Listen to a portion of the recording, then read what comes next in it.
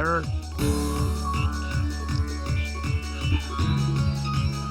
Greetings everyone, welcome to the second week of Celtic Throwdown. I am once again back on your screen. This is Elixir, and today I'm joined by Scavenger. How you doing, man? Mildly terrified. We're going to see how this goes. We're just dropping in. Someone's got to cover Uni, so we're the boys doing it. So yeah, it's our smallest bracket of the day, so we're going to be doing Toppy and an extra couple of matches before. So I think the tournament's already underway. We've got 3 or 4, maybe 4 or 5 matches already in the bag at this point. Yeah, we had Celos play Zangetsushi, my man, also from Wave upon Trent in winners round 1. That was a quick 3-0, so he's going to be playing against Flo, our number 1 seed, to get through winners quarters into the winners semi-finals. We've already got Sevs waiting on the other side of winners semis, thanks to some good bracket luck. Yeah, nice little buy, you know, just putting it down low. He's like, yeah, no, I destroyed that. Record time. But, yeah, it's a humble bracket this week, start things off, but still a bracket nonetheless. At CT2020 all to play for. You can still claim that you managed to get top 8 at CT. Yeah, you don't have to tell anyone. You know, Yeah, just show them the wow, bracket. on CT. Come on, they were on the CPT and stuff. Those guys are big. Come on. Alright, so I did hear from Zangetsushi that Hyde is what he had to play against, so Sal's definitely be rocking the Hyde, but did not expect to see the Mika. I know she's a character infamous in both her game and in tag for all the wrong reasons. Yeah, like, I don't really know much about her other than she spins and flies around the screen a lot. Whereas obviously Hyde is her nice, you know, anime pro tag, does the fireballs, does the records, does the uppercuts. I don't know, straight whip punish there. I was wondering if we're going to see a button check, but we are going straight into it. As well already. Orbiter gonna get the knockdown and a throw straight away. Doesn't get the full confirm, but gonna get the chain shift. But just goes for it again. Gets the same situation. He's gonna open up with a blue bar. Oh, and another whiff. Yeah. There we go. Stella's kind of rocking it. Well, I mean, if that wasn't convincing, nothing is. So kind of just want to get made, runs in, trades. Alright, at very least we do have some damage on the board, so it is we are in a full-on game here in battle combo, and now finally mashing out of it. Mika gonna get that full screen confirm and the pick up off the ground. A little bit too early on the Oki. Yeah, was that an actual legit wake up? Man, her DP is so weird to look at. Alright, gonna spin the EX, and there we go. Veil off gets punished for it. Yep, not gonna get anything out of that, and that's obviously burning all the resources he had just to do that as well. See, I wonder if he was trying to get a confirm off of Veil off, or if he was just trying to use the knockback to keep Mika in the corner, because Flo's had trouble getting out of these situations without committing to a mash. Yeah, he's just getting pressured in relentlessly. He's been shielding some of the offense to get a bit of grid, but it hasn't really been helping. Yeah, for the people that are less familiar with the grid system, you give like a quick rundown of pretty much what it offers you, why you should go for that sort of skill-based guard rather than just holding down back. Right, well, of course, I'm on the spot now, but yeah, so the basics is, you know, you can just play an old block. You've got like the 2 variants of it, so you've got like the tap version, which is, you know, more akin to parry, where obviously you've got a whiff animation and, you know, you gain better frame advantage, whereas the hold is more of a standard push block style thing.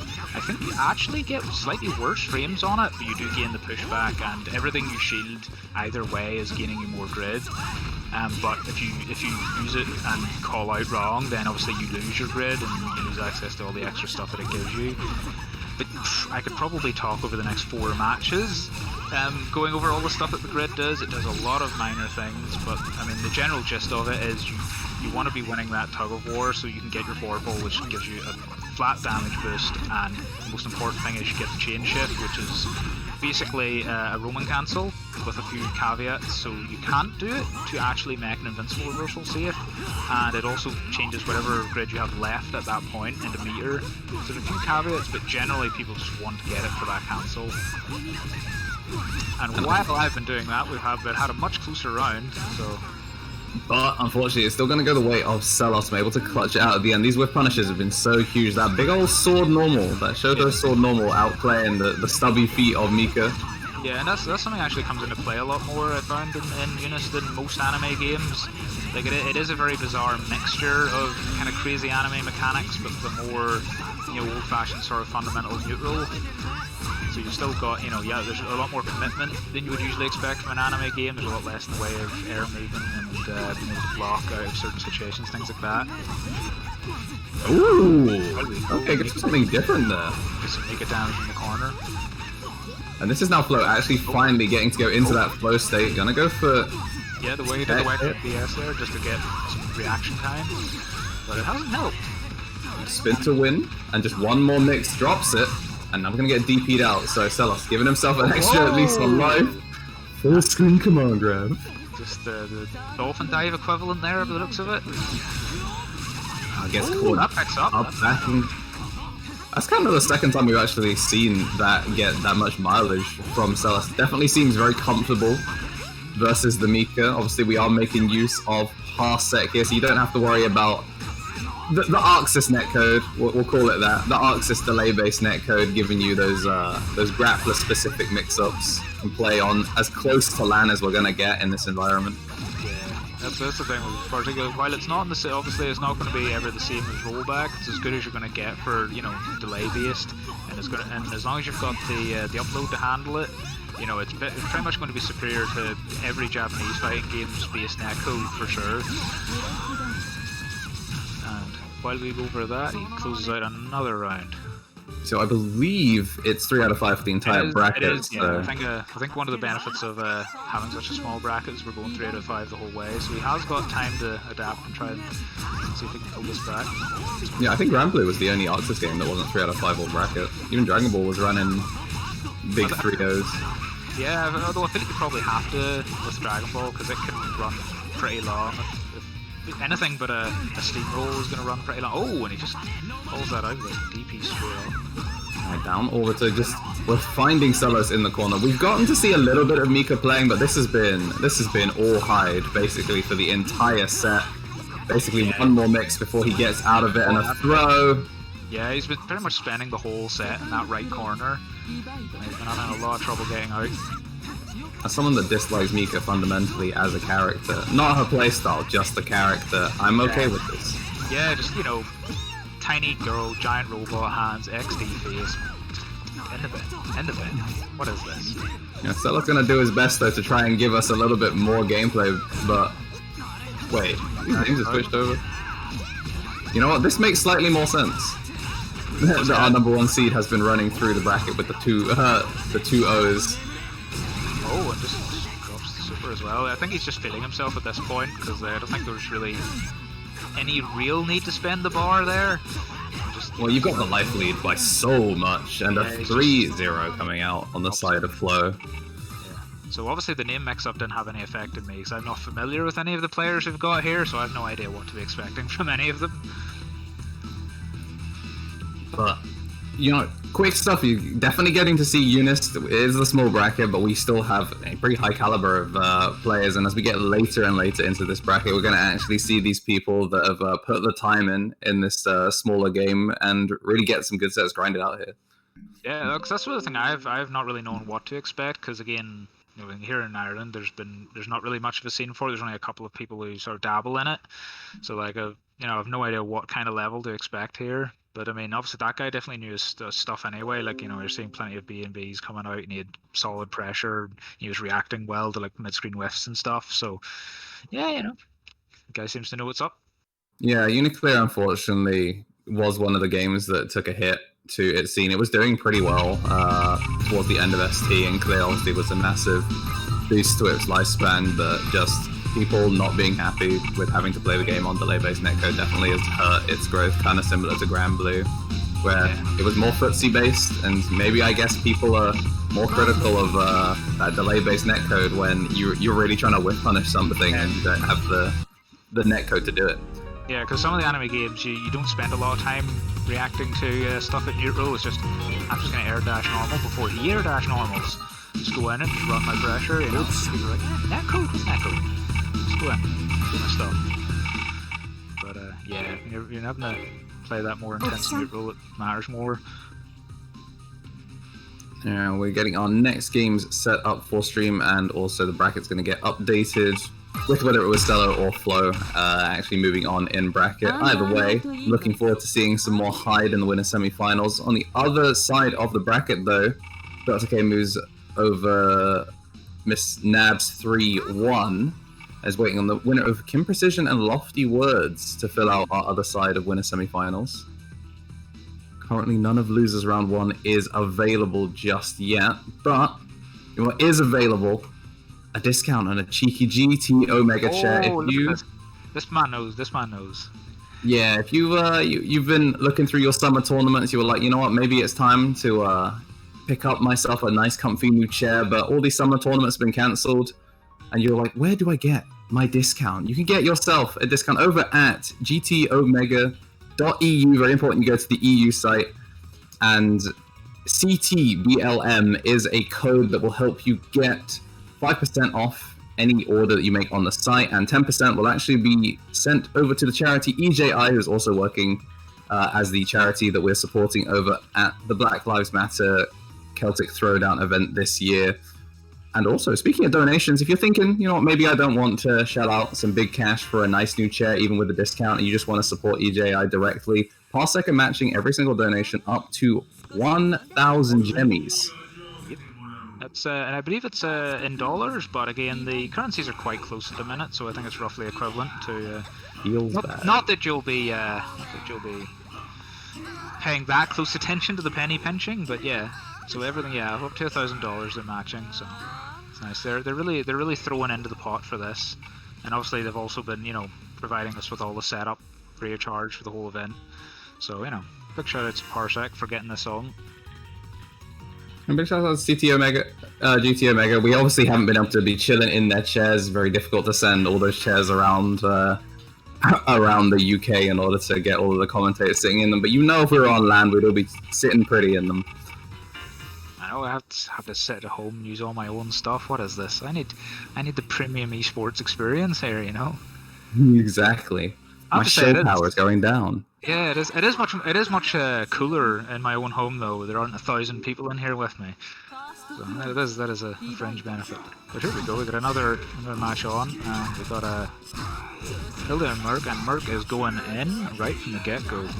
Is Kim Precision actually a UK player? We're talking about, you know, the glorious UK. Actually, one of our main reps that's looking to make it pretty far through the bracket. We saw Germany on Germany before, and we do have the Netherlands on deck right now.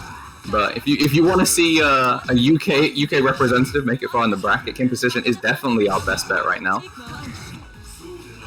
This is going to be a very cagey long-range matchup, probably. Obviously, Hilda mainly long-range. She's the prototypical ridiculous anime character. All of the range buttons, normals that you can't understand because they're full-screen graphics. And, yeah, achievement unlocked. Nice, but while Merc is a bit more rounded, he's got some tools to compete at that range, but he probably still wants to get in where he can, and he's doing so right now. He's sitting on one bar. Yeah, lucky for Lofty was that in the first time that he got that corner set up, he was able to get the veil off safely to get rid of those arms, because one of Merkava's incredible Oki tools is able to spend the meter and just basically force you to guess. Yeah, he's got so many bizarre tools. Like, he doesn't just look weird, he plays weird too. You know, he's got his Dalsum limbs, he's got like helpers, he can glide, he's got a fireball, he's got all kinds of stuff going on. He's a weird dude. A very, very cool character though, nonetheless. Yeah, he's got some hilarious animations. I mean, I really do not want this match to go by without seeing him shake the baby at least once. Oh, and he's got those big loops for the overhead. Yeah, but we're going to be saying the arm down. What is the option? Here we go. Yeah, so this is not going to be something that Hilda's going to be well equipped to get out of.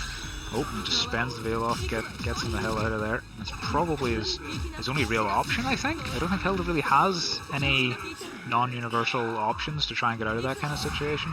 Yeah, definitely a rough situation to be in. It really does just come down to whether the sort of burst-esque function of the veil off is able to be baited by Kim, and then it's pretty much curtains for there. But we've been seeing 2 for 2 on the veil offs, not blocking the overhead though, and I think Merkaba can actually confirm he's got the bar. this. Yeah, he's got the bar. Just drop him.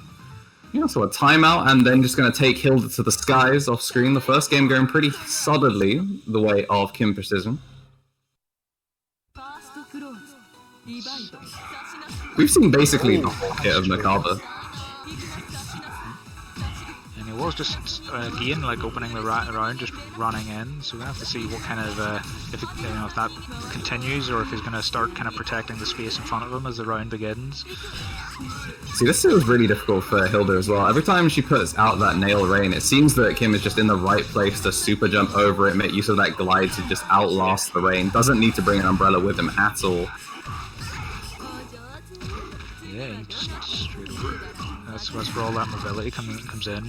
Because yeah, if you're playing, if you're playing someone who lacks in mobility, if you're playing one of the big bodies like Wald or someone, you're gonna have obviously a lot more trouble getting past that kind of stuff because it's just a wall of tiny hitboxes. But Merc's not bothered. He can fly. He's got big arms. A really well-rounded character, and this is like. He's in an even better place in Clear, but right now definitely Kim actually now playing from behind for the first time in the set. Yeah, there was actually a bit of a gutsy run in there a second ago. He was holding him at the range he wanted. Right. That glide is so irritating to play against. You could see that Lofty was doing his best to try and put himself solidly on one side, gets the veil off again, so maybe he's going to be put away. Oh, that's kind of hit. But yeah, no, that makes sense there, because the worms were coming in. They had maybe about another second or so before they were going to be covering Merc's offense. So yeah, no, I think it was a good enough idea to just cram that veil off in there to get back to neutral. It'd be interesting to see if Kim Precision starts playing around the possibility and starts throwing down the baby and then just waiting for the inevitable veil off. Because if he can get past it, then that should be curtains. Yeah, because the veil off is pretty punishable if it whiffs, and I mean we have seen him connect with it a good few times now, at least 3 or 4. So yeah, you would think he probably is going to be looking for it at this stage, but not before he carries him into the corner for some more flip-loops. Sets the worm. Right. Oh, here it is. Oh, just gets him. Yeah. He was trying to get the tail end of baby to try and just reset the pressure again, but unfortunately hitbox not quite lining up. The veil off once again. Lofty has been on point with these so far. It's been doing work for him. Open just straight up above that. Yeah, like you can really see how much of a difference having that flight option makes, because throwing out the little orb like really controls a lot of space and against most characters, but you can just wait it out easily. No veil off on deck, but this time the back throw actually coming in. This is going to be really rough for Kim Precision. This is going to be 1-to-1. The adaptations definitely are getting there. And now you've got to really wonder. Like, you can see that Kim was waiting for something, obviously maybe respecting some form of panic button. But the throw, calm and collected. Oh, and just like before, just going straight in as soon as the round starts. Backing him towards the corner. Oh, right over. That's going to be nasty. Oh, no, drops it. Drops it, but he is chilling with the grid, so I'm expecting to see a huge chunk of meter going to be ending up on Merc, but he is actually catching button after button. Actually, that's an interesting fact. Actually, which is maybe worth considering for this game in future, is that you can't actually see the grid timer. It's hidden behind our logo. Yeah, you can see it ever so slightly just creeping up. We are actually real near, like 3/4 through the shift coming over, but it does look like it is solidly in Lofty's favor. From that time though, but yeah, this has really turned around. Oh, scoops him. Oh, gets the pickup. That's crazy that he can grab from that range to get the pickup. Oh, he's covering his advance. It's in under. Oh, he's gonna put himself in the corner, but you can tell that he's definitely going for it, and a slight stagger on drive, and he's gonna pick it up. Merkava's names for all of his moves are so incredibly long. They are the most Unis looking names I've ever seen. Just take like excerpts from the lore and just kind of paste it into his move list. Oh, there we go. It's a B&B and good. We have Okay. to hold it that time. Again. So we'll probably see the same setup again. Oh, get the EX version this time. It's going in. Alright, so Can he? Oh, I was going to say can he finish with bar here, but nope. But it's very going to be close. but Lofty's been in a really good place. She's made really good adjustments since game 1 to be able to just keep the pressure up. And there we go. Actually seeing just a burst option to keep Kim off of them. Oh, and I think that might be the first round we've actually seen Lofty get the advantage right from the start of the round. I think every other round, Kim Precision's just been dashing in and, you know, getting the initial burst of offense. Oh, it just dive kicks out of the corner and gets the pickup. Yeah, That was pretty nuts. Lofty's been going for that a couple of times, but unfortunately she's been timing it at the same time that Kim was going to the skies with that glide, so we're actually seeing the cross under with the dive kick. I think this is the first time she's been able to use it in a situation that doesn't get her punished for it. One of the few options that Hilda has for getting out of the corner, although just like any other kind of DP option, definitely very risky.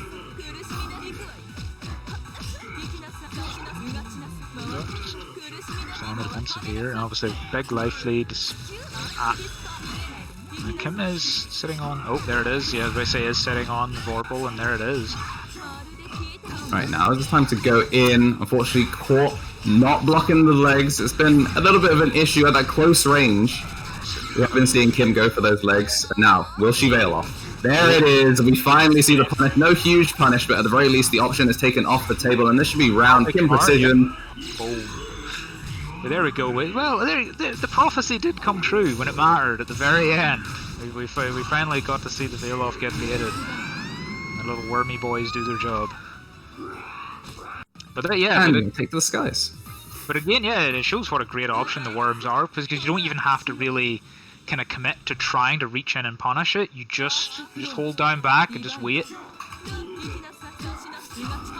You know, we've been seeing it. You know, it was coming in the making. If this was 3 out of 5, 2 out of 3, that would be the end of the set, and definitely a way to end it. But now Lofty's going to have to be more careful when they go for these veil off situations in the corner.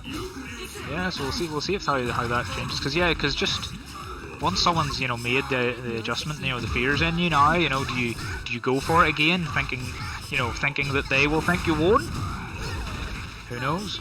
Now I want to see, will they go for that dive kick out of the corner? Because she does get that sort of like teleport out. So we're just gonna see this into the worms again. Right. Yeah. There we go. Bring it this time. There we go. Just got a hole, or there it is. More overheads. Yeah, that's a rough situation to be in, because we've seen at the long range the overhead usually comes going for that big flip at that mid range instead going for the bite at close range. So she had to respect the possibility of the legs getting opened up, but just double IAD, able to close out the round. And now Lofty staring down the barrel of the gun that is loser's bracket, but with a performance like this, remember, projectile invincible is that grab. You've got to be careful even if you are one of the better zoners in the game. So we're going to see the same again. Yep. She has to guess right here. Oh. Finish without bar. He got the chain shift. Oh, see, yeah. That was me not paying attention. He had no bar, but he had the chain shift, and that was all he needed. So a 3-1 on the side of Kim Precision definitely was looking like Lofty had the right idea for some of these rounds. Just a couple of maybe defensive options that got scouted out by Kim Precision. But hopefully she should be looking good in the loser's bracket. A very solid performance, even if the scoreline is gonna not imply that it was close. Yeah, no, it was an interesting match. Like, we actually at least got to saw some of the adaptation go back and forth. And it's probably one of those ones where, like, if the first round had gone a bit differently, who knows? It just kind of started in the back foot. Yeah, I think we were definitely very close to looking at a 3-2 if a couple of other decisions had gone the other way. But it's not meant to be. And loser of this, so Lofty's going to be playing against Zangetsushi in losers round 1.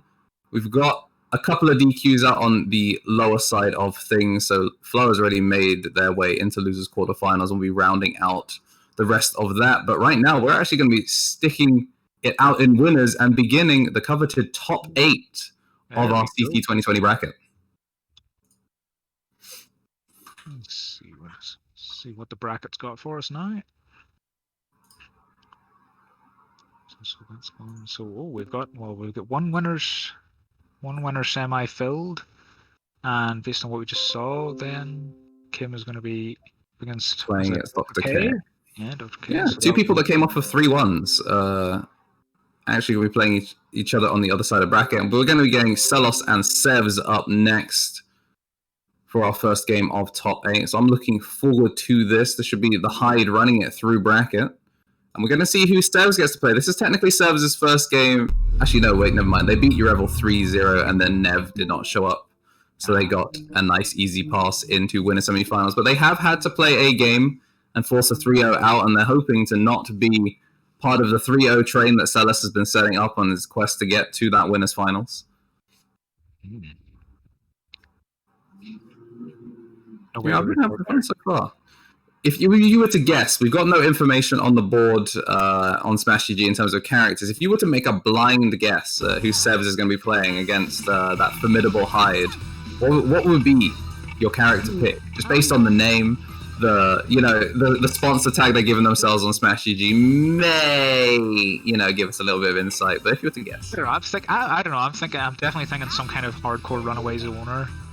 Yeah. Definitely some kind of small body.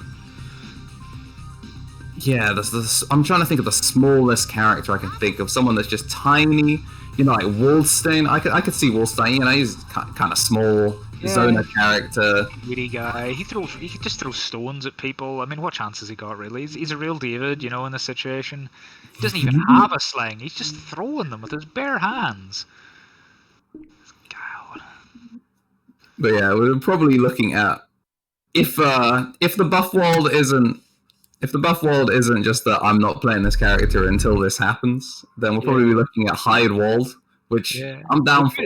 It could be a mix-up though. It wouldn't be the first time that I've seen someone with a name that very strongly suggests who they play, and they play someone completely different. Or the profile picture matchup is you message them on Discord like, yo, it's our turn to play next in bracket, and you see their icons like, oh, sick, and they just rock out just like some completely different character. Like, oh. Yeah, that's the gamesmanship there, You always just put the grappler on there, so they pick the zoner, and then you're like, nah, psych. Down. No, psych, I'm playing the guy with the teleport, don't worry about it.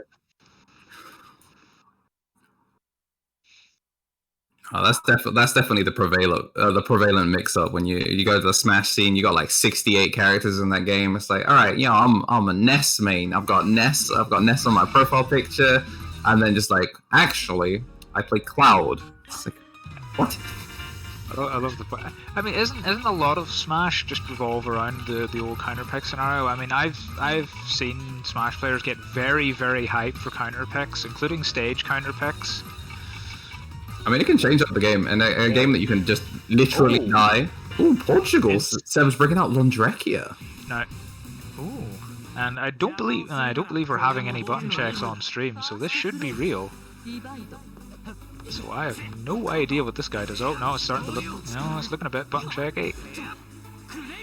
Yeah, I mean, we've seen Celos just run it straight down mid in other games, so this is definitely a little bit more reserved. So I think this is going to be our button check. We are now in that top cut, and it has been a little bit of time since Sevs has played. Obviously, getting to chill through winners quarterfinals thanks to the DQ. Definitely want to make sure that they are warm and ready to be playing against definitely a bracket threat now, basically rocking the path of the number 1 seed after taking it from them. The choice is real, though. He is going in. Now, I'm down for this. Londrekia, obviously the only character added in clear, bringing with them a slew of balance changes. We're going to see what Discount Jen's got up his sleeves, Hopefully not a bloodlust for a sibling. But going to start things off with the Wrecker right away. This character has options, has some real gross buttons. Oh, well. At least my initial assessment of Discount Gen wasn't too far off. We're definitely seeing a few similar tools out of him. Oh, there's just a Gen standing D right there. Gen 2D. Yo, look at this. This man's Gen. You can't fool me.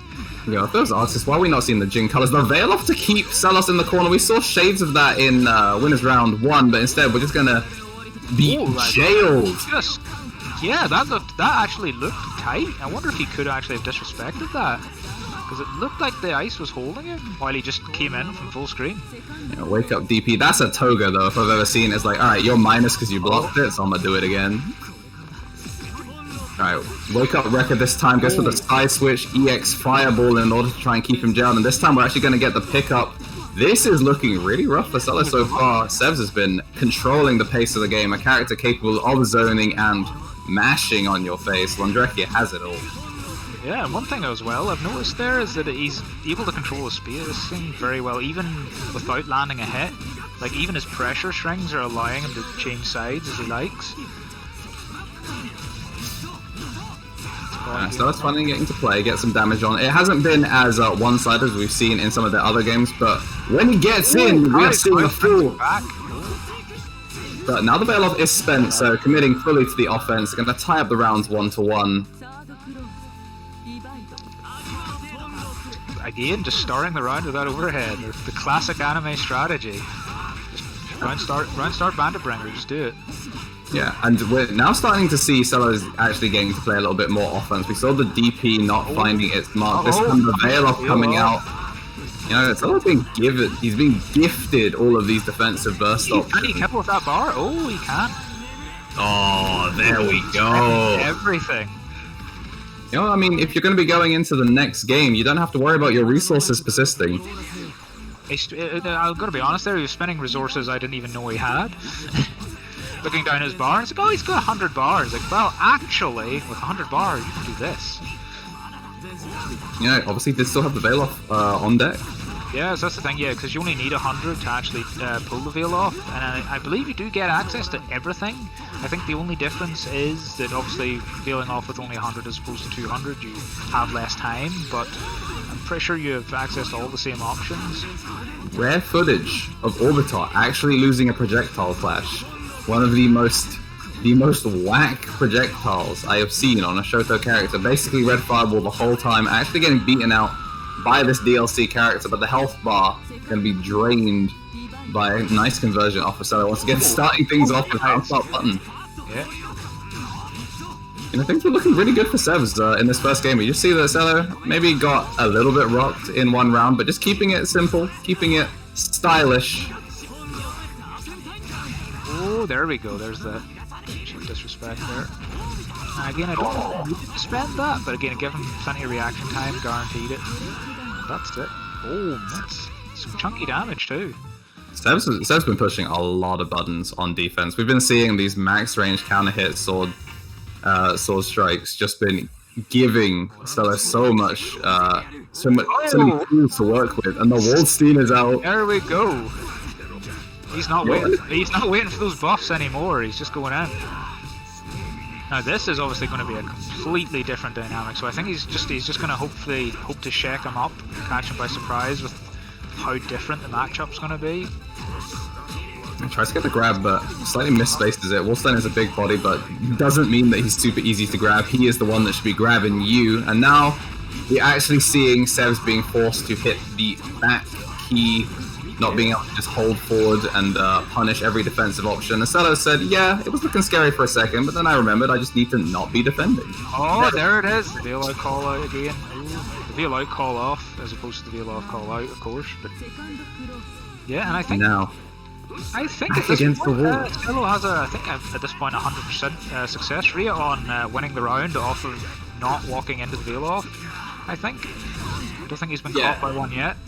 That's gonna be the thing that really challenges him in those winners finals. Is like, will someone be able to actually veil off without spending their entire life bar against him? We see goes for the full damage conversion, happy to chill in the corner, was waiting for the veil off that it's not gonna come, but now gonna spend. EX Orbitar able to open up the legs. I don't think he has enough resources to finish this.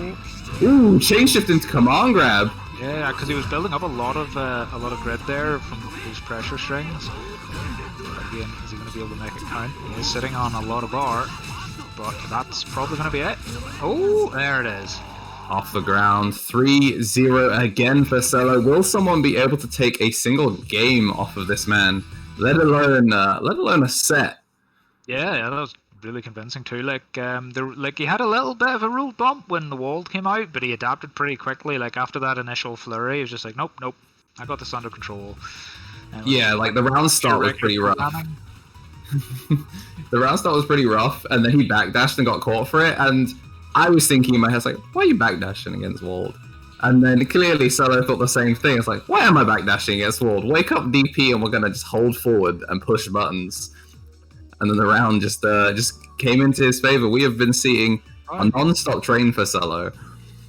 But our next game is going to be Kim Precision versus Dr. K. So we'll be seeing the Merc coming back onto our screen. Very much looking forward to that. And then after that, I would assume we're going to be catching up a little bit of our losers bracket. Flo obviously still chilling in losers quarterfinals, and I refuse to believe this is a Merc. No, what are you teasing us with here? Come on, they're playing with us. Yes, standing there. Okay, yes, I do know the name. I couldn't put a face to it, but he's definitely someone I've heard of before. He's been floating around. So UK and Ireland. Who would have thunk it? You know, I mean, that means guaranteed home soil at least, or the home island, making it to winners finals. Now, once again, we've got the mix-up of is it a button check or are we actually getting American error? I'm just hoping they just immediately go for noodle arms. Yes. Oh, it is a button check though. The fact that it was a button check was all the more reason to immediately noodle arms. I mean, what did you have to lose? Oh, he's getting funky. I love Macabra's That's the other thing you forgot to mention about Merc in his tool set is that he also has the best dance moves in the game. Lord Noodle Doodle do know how to throw it down, shake it all around, and we are going to be looking at a Macabre Ditto. It's happening. Alright, we do need to make sure that we do have the names. I hope these two have the names back to back, because we saw Kim rocking the black and red previously, now both of them opting for different colors. I wonder if they had to, like, flip a virtual coin for colors. So I am getting a word from the little bird that the names should be correct. So we may be also in a color mix-up situation. Alright, so Kim gonna be rocking the straight blue British flag Macabre, and then Dr. K gonna be rocking the red hair. This time dive kicking his way out of the corner, getting the side switch. Now, how will you deal with the only single baby? Covering him. Just buttons out and switch side and see if you can do a better job of it. Yeah, so actually finishing the plate, getting the worms down. You know, it's looking like Veilov, he knew that he couldn't block it in the air because he was committed to the glide animation. Yeah, because he was playing that when it looked like he was waiting for it, but you know, again, like you said, he's in the air, he can't block it. Oh, exchanging handshakes there, like social distance handshakes. Oh, Macabre's the one that's he's able to stay nice and safe, out of your breathing range, but still able to give you the hug if you need. Let's check the baby for the kill. He knows what the people want. A little bit of a roar, they're gonna skip it, but the first game going the way of Kim Precision, he's done a really good job of getting these low crushes every single time. At those close range, early Veilov, probably not what he wanted, but Dr. K being gifted that for this round. He's gonna see how much he can get with it. Dive kick putting it back in, and we're gonna send out the worm again, catching the fireball immediately at the anti-air. The worms are still at one. There we go. Puts himself in the corner, but he's not too worried about it. He's pushed himself back out with that big life lead. Still keeping up the overhead, no bother. Chain shift gonna keep it safe, and the Veilov gonna make his way out safely, but instant jump back dive kick. Kim Precision just said, yeah, I may have given up my turn, but I've decided I'm gonna take it back. Yeah, and that was a really well timed Veilov too, because like it caught him just as he was coming in trying to do a glide mix up, so again there was no chance of him blocking it at all. And the grid break comes out at the end. Luckily the back throw was going to be enough to kill anyway. That's huge for Dr. K, losing all of that grid, and you can see the 3/4 of the way through it. This is going to be a cycle that goes the way of Kim Precision, and he has the corner as well, so all things looking real good for this Macabre in blue right now. Ooh. Reversal change shift.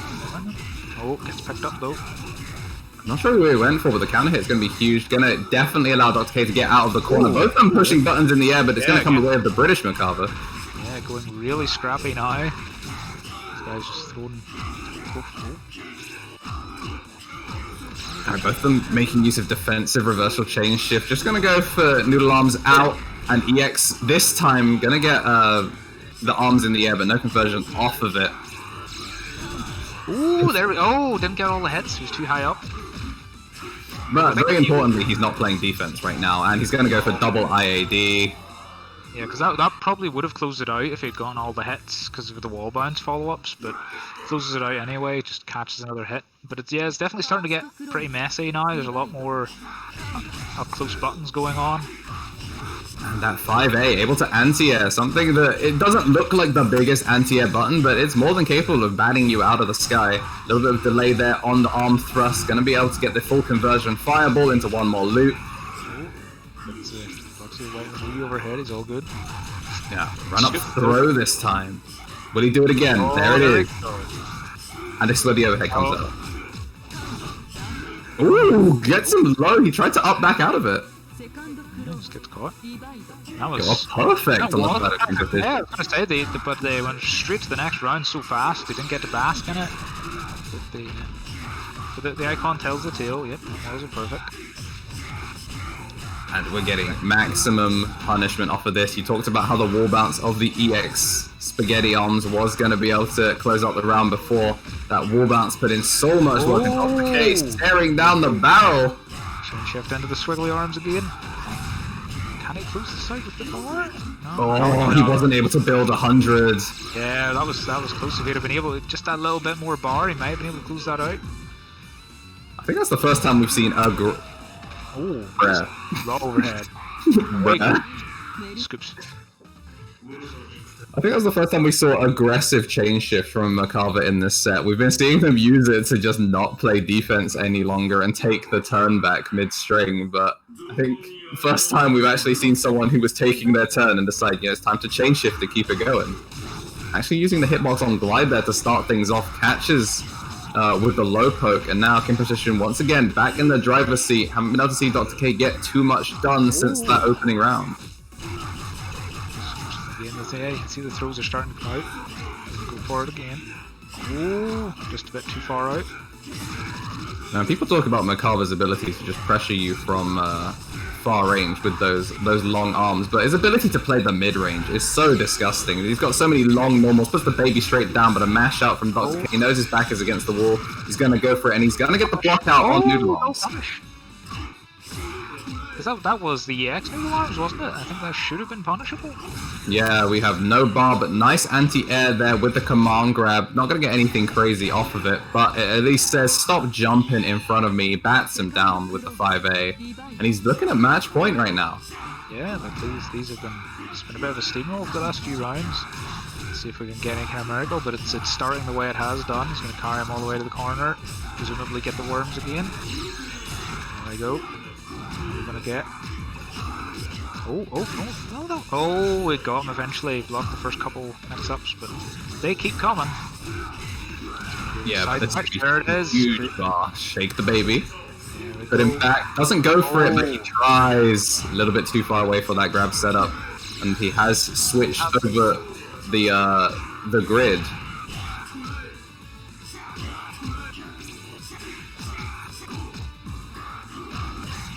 Ooh, did you miss a shield there? What was happening?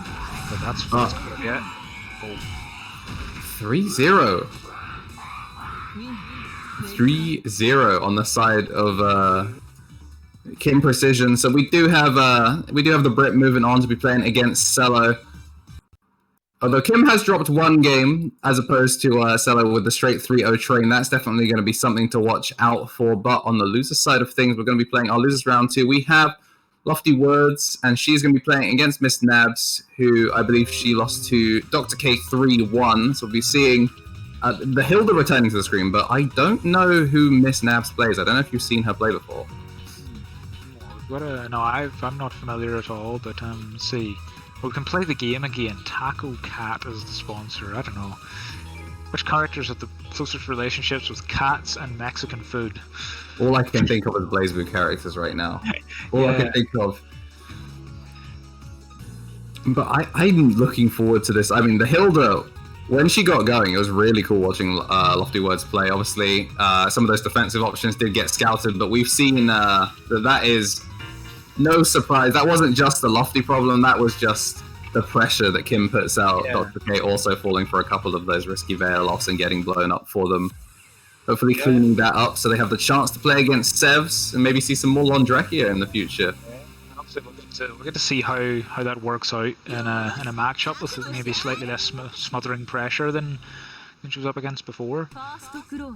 So Miss Snap's going to be rocking the Yuzu and... Oh, we're going straight in? Oh, no. It's hard to tell because, we're going straight in. The elbow coming out gets the tech, and now Hilda getting to play. Yeah, so this will probably be pretty different.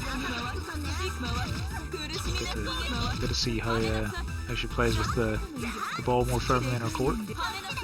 And Yuzu, a character that has so many stances.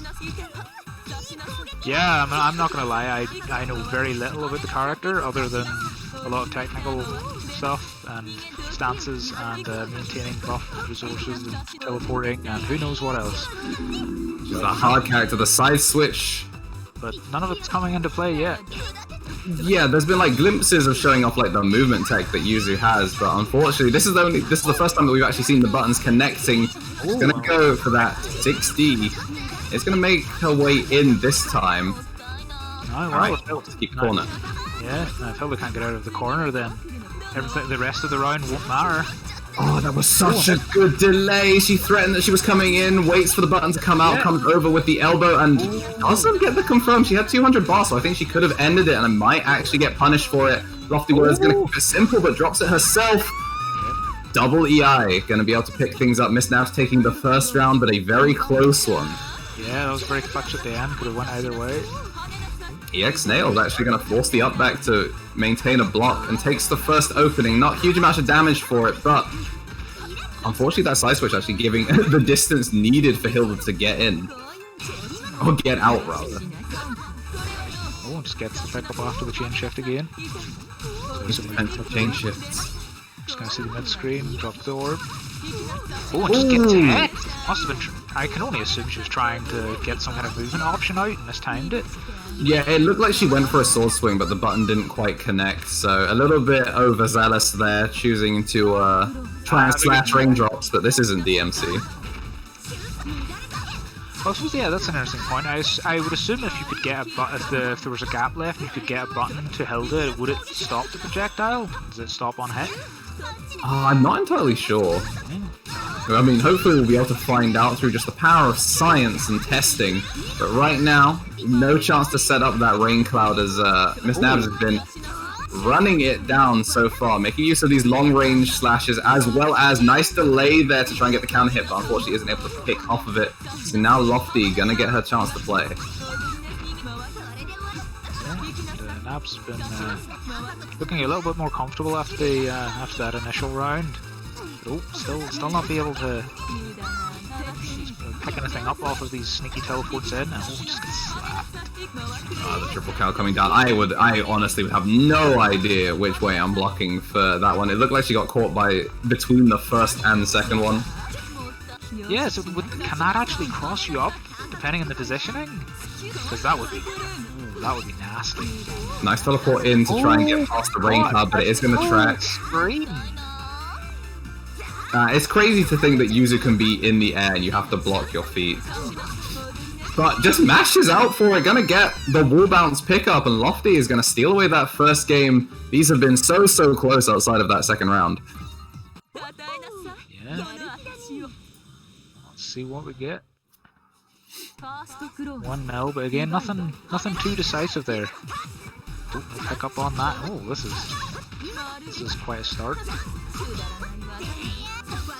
We haven't actually seen much damage come out in the way, but we have Hilda in the corner, and we know that Veil off is definitely on Lofty's mind. Gonna go for the chain shift instead, which is nice for that meter gain, nearly at that 100.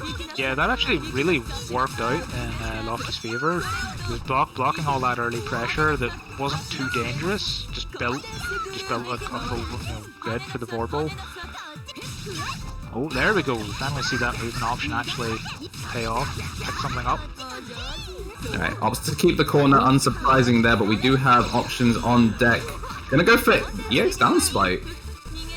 But not gonna get anything off of it. The Cloud going the wrong way, sort of covering Hilda rather than the Yuzuriha. So we're gonna see Miss Nabs getting in again, gets the counter hit, so she should be able to finish things here. She's gonna spend the bar.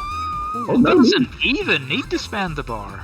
Oh, that's interesting. I definitely expected to see that end, but I would have thought there would have been resources being spent, but no. Yeah, I guess it just shows that when she's been going for that, keeping the corner, there's the option to put the button out and get a pickup, but she just hasn't been doing it so far. This time, gonna go for that EX. Fourth is the back tech. And now, once again, keeping her in the corner. Well, get the tech. Well, the one thing I've noticed is Nabs has been making those teleports count more. So I wonder if maybe there just has been a period of maybe just adapting to the online initially, maybe just kind of, you know, dropping the button afterwards. Yeah, that's something we've actually seen in other brackets. There's some players like, it's not offline, but it's not online, and my brain can't figure out the difference between the two. We're gonna get the veil off and the hail shower gonna come down, so Lofty gonna get her chance to play this round, but drops the pressure. Yeah. That was actually a big whiff with it. I think it was Hilda's 5C, I think. It just kind of whiffed behind her, but I don't think she was ready for it. Nice jab there from the Yuzu, keeping Lofty at bay. Again, sitting in that full bar, and a lot of grid. Has the Vorpal and the bar. Yeah, it's going to be even. Again, doesn't even need to spend it. Had a chain shift and 200 bar. Yuzu actually honestly gets the damage in. Once those stances, able to get those switches in the positions that you need to, she's able to put out some pretty decent burst damage, taking around about 25% every time she gets in. This is a similar one again, giving a lot of grid away, but working her to the corner. I like that she's trying to go for those spot dodges in order to try and throw off the timing for Lofty, but she is keeping calm and collected. A full stack of grid and even gets the break as well, so this Vorpal cycle is going to be all her. So now we're going to see how well the blocking comes out on the side of Nabs, but goes to up back and gets hit for it, but we don't need to block when you're just buttons. Yeah. Again, just push back into the over corner. Yeah, this time gets the button set up as well. Second one, and now they both wait. Gets the damage, he's still in the corner. Well, pulls it back out.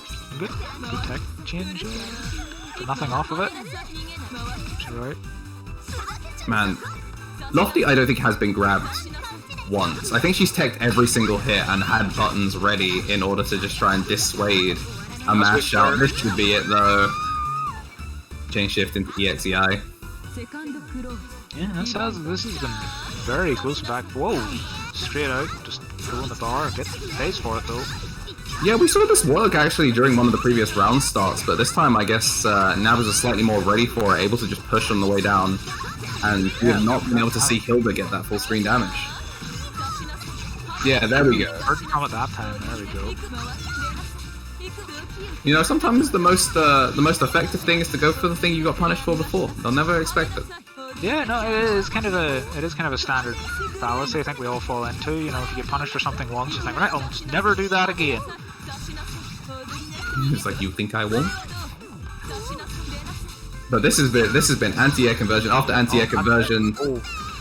Spends the bar very, very good there. Lofty gonna even things up. 105 to 200 though in terms of meter. Obviously Nabs hasn't been spending meter nearly as liberally as we've seen from Lofty, but that looking kind of unfortunate. The rain going the wrong way. Yeah, well, I actually wonder what's up with that, because from what little I know of Hilda, I don't believe... Does the button strength determine the direction? I'm not sure, because she was spending bar for it as well, so like that's the thing that's the most unfortunate. Like, she's already trailing in terms of EXS bar, but having to do it for literally no positive gain definitely hurts, but seems to be unfazed by it, even if the life lead is very, very against her. Going for that empty teleport, not going to opt for the dive kick, but still threatening. This should be it, 200 bar on. Oh, no, nothing. Oh, goes for the chain shift this time to try and see if she can mash her way, keep Lofty in the corner. She was trying to find her way out, gets jabbed once, but isn't going to get opened up. Oh, there it is! Finally! The delayed commentator's cursed. So The first throw she didn't tech, and it was a very important one. Yeah, definitely one's gonna remind us, like, just go back to teching everything, and you won't die. Oh, you see, went for that 6D, which actually gets over the throw, but luckily for Lofty, she didn't get punished for it. Alright, nice simple B&B here. I'm just gonna see the usual. Yeah, and tries to go for the slice swap. Actually gonna get it. Yeah, was that like a fake out into the empty jump low? It looked like the air normal was too slow to become active. Yeah, this time pushing it to the corner, baits the throw but doesn't get the full conversion, gets the overhead. Should be able to chain shift and finish things here. Never mind, the tech comes out. Alright, so now Nab is going to get to play, but she still has a pretty decent mountain to climb. Chain shift going to come out, not going to get punished. Nearly at 200 on the bar. Going to get the veil off as well. Went for the same trick, stayed in the air, but yeah, has to spend the bar. It's unfortunate for her resources, but empty jump low gonna get the job done again. I think she actually just caught a wayward button or something there. It looked like a counter hit, but don't take my word for it. Alright, I got hit there, not gonna lie. I definitely got hit there. Was not expecting that to cross up.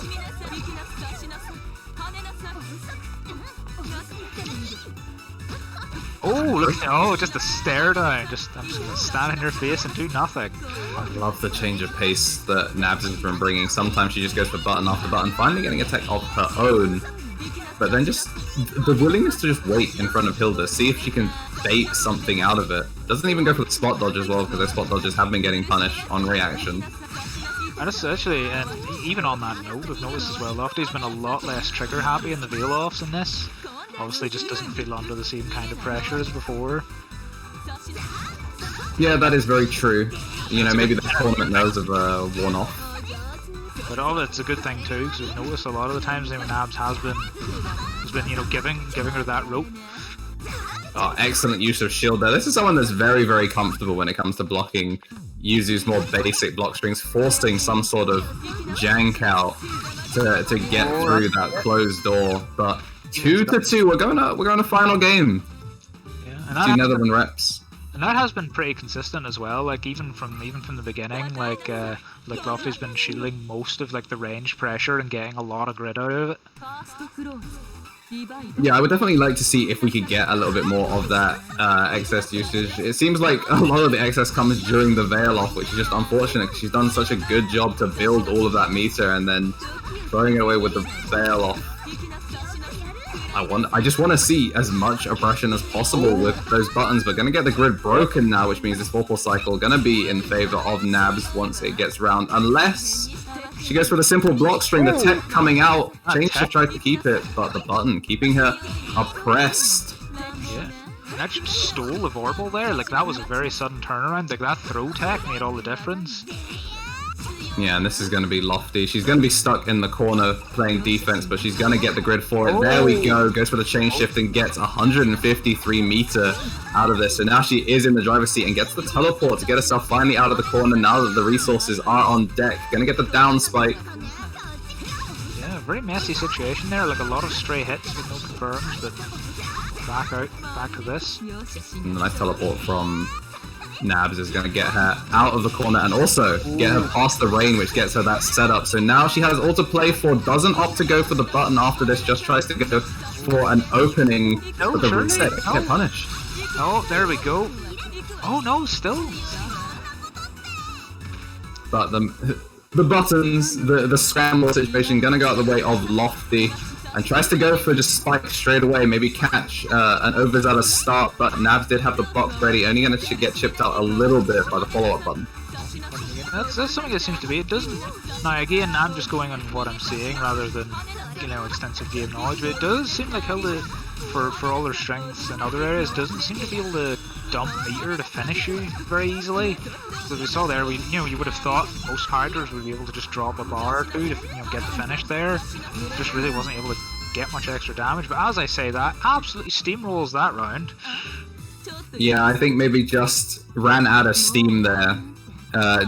She did so well to get through a lot of this block pressure, but maybe realizing that her back was now against the wall once Lofty tied things up to do that, it was going to be just she needed to get something done, and unfortunately that just leads into Hilda's trap where she catches you hitting the buttons when you're not supposed to be.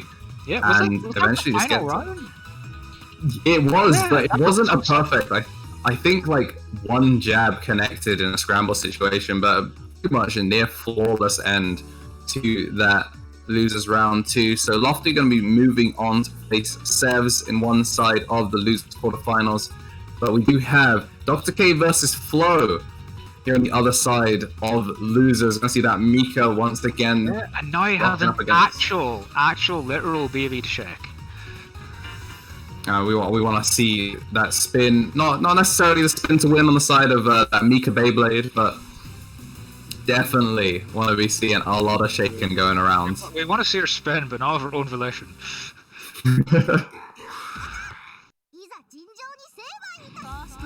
Alright, once again, rocking that luscious red hair. We are going straight into it.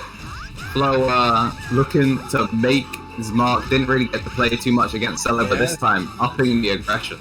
Yeah, so now we're going to actually get to see some of Mika, whether we want to or not. She's right in there, the spinner really. Alright, there we go. Beyblade keeps it relatively safe. It's going to give up her turn this time, catching a button. It's picked up. I assume we're going to see the standard. Yep. Whoops. Into the worms. What have we got?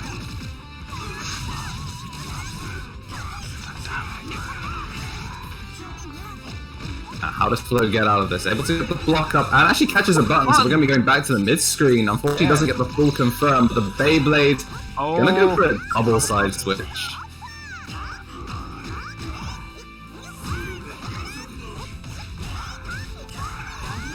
Yeah, just slaps him. Yeah, so of all the characters to give Beast Cannon to, they chose this one? Come on. She's got some really cool movement tech. I will definitely say her ability to just have you guessing. That was the exact same setup too. Catching again. Alright, there we go. You're gonna bat her down this time. We're gonna see a full conversion string. And Mika once again now gonna have to play her way out of the corner. The baby is there. Ooh, 1, 2. I missed it actually. I didn't set a baby that time.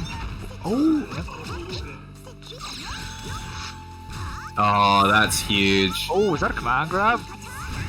No, I think it just run a regular grab, but this time. I genuinely didn't know what happened there. There were some special effects, and suddenly Merc was getting murked.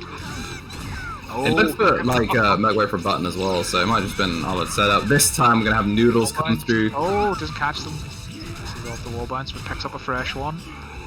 Drops again. The tech coming out through that, but I didn't think that could drop, just by the nature of the way the move works. It's going to be covering that run-in. Yeah, I don't think... Maybe didn't see the sneaky worm there? Yeah, like he put it down so fast and then immediately went for that command grab, maybe just to keep things going. What did I have there? I'm not sure, but at the very least, the respect. If Flo, I don't know if Flo's controller was just chilling or something, but at the very least, the players recognizing that something was up, and we're going into it. No, tries to get another loop of it, but isn't able to get the bite.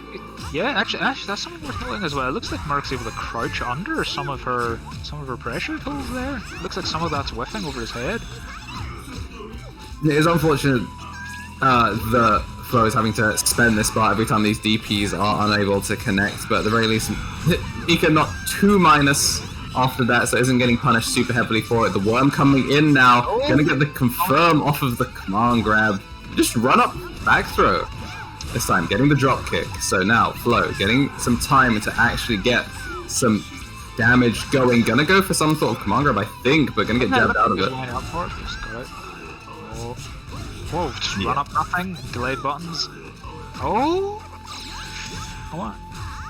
There we go. This time the command grab gonna connect. Yeah, there's some dicey looking moments there. Oh, there we go. So you can mash start, but we still saw it get clonked.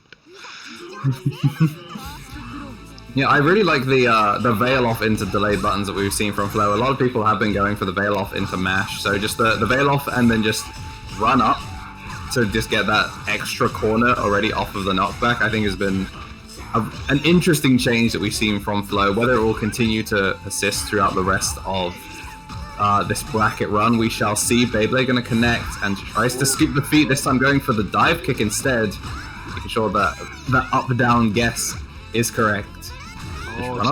Actually, yeah, we got a few good blocks, but yeah, just got scooped. Indian Flo is playing much more comfortably now. We've been seeing a lot of screen just being forfeited to just dashing whilst Merc is on the floor, and the delayed button to catch what I assume he's looking for a throw. Oh! That was a very well placed jab just to get him out of that. He's about to get scooped, big style. That was really 200 bar that just expired for no gain and only gets clipped by one little chomp, doesn't get anything off of it, but at the very least Dr. K has gotten his momentum back and the corner at the cost of potentially losing this grid cycle. Is very, very close to turning over, but now that he's playing defense nice and safe, has managed to make his way in. He is going to get the Vorpal right on time to the chain shift into dive kick. Oh, that was some nice awareness there because he used that as soon as he got it. Yeah, Flo definitely going to be regretting that one. Could have opted to maybe back off and not forfeit the grid advantage that he had. Yeah, and just kind of a good example of just how much difference like tiny amounts of grids can make in situations like that. It's one of the really cool systems. Like, it's very intimidating for new players, but the grid system is actually relatively intuitive, and once you understand just that sort of tug of war, being rewarded for good defense is something that a lot of games people complain that the defense, especially in anime games, isn't necessarily the best. It's all about mashing on people. Unis, a game that wants to reward you for having stellar defense when some whack-ass mix-ups are coming your way. Yeah, no, it's good. It's got a lot of interesting systems, and I suppose it is kind of a double-edged sword. Like, the systems, when you like read into them, like, do make sense and kind of like encourage you to do good things. But, you know, I suppose on the surface, you know, when you look at them, you just think, oh, this game's too intimidating. Which is, it does work both ways, but, just punches him into the corner. I've noticed anytime I sort of, you know, start to talk about something at length, you know, a round goes by very quickly. Alright, we're actually finally seeing a conversion off of that double bottle rocket. He waits there, tries to get something, but the veil off delayed in order to match the timing of Flo. Dr. K making that adaptation. And he's got all the grid in the world. I like how he just looked at it a bunch of times, got some respect, and used it to just run full screen and grab. And I like that he went for it again, sort of like how Kim did against him, but Flo was privy for it, and he's like, yeah, but now noodles. Alright, we're getting the full rep. Yep, what's the next? Chain shift to try and get an interruption, just going to mash on him, goes for the full thing. Are we going to see him go overhead? He tries to go for the big heavy crush, and he's just going to retreat. Oh, we just caught him with the edge of the orange, but yeah, didn't convert. I thought that was going to actually convert off the edge of that. Yeah, I think it was just unfortunate. K did put himself pretty high in the air. Just going to wake up EX Noodles. Yep. And even up this count.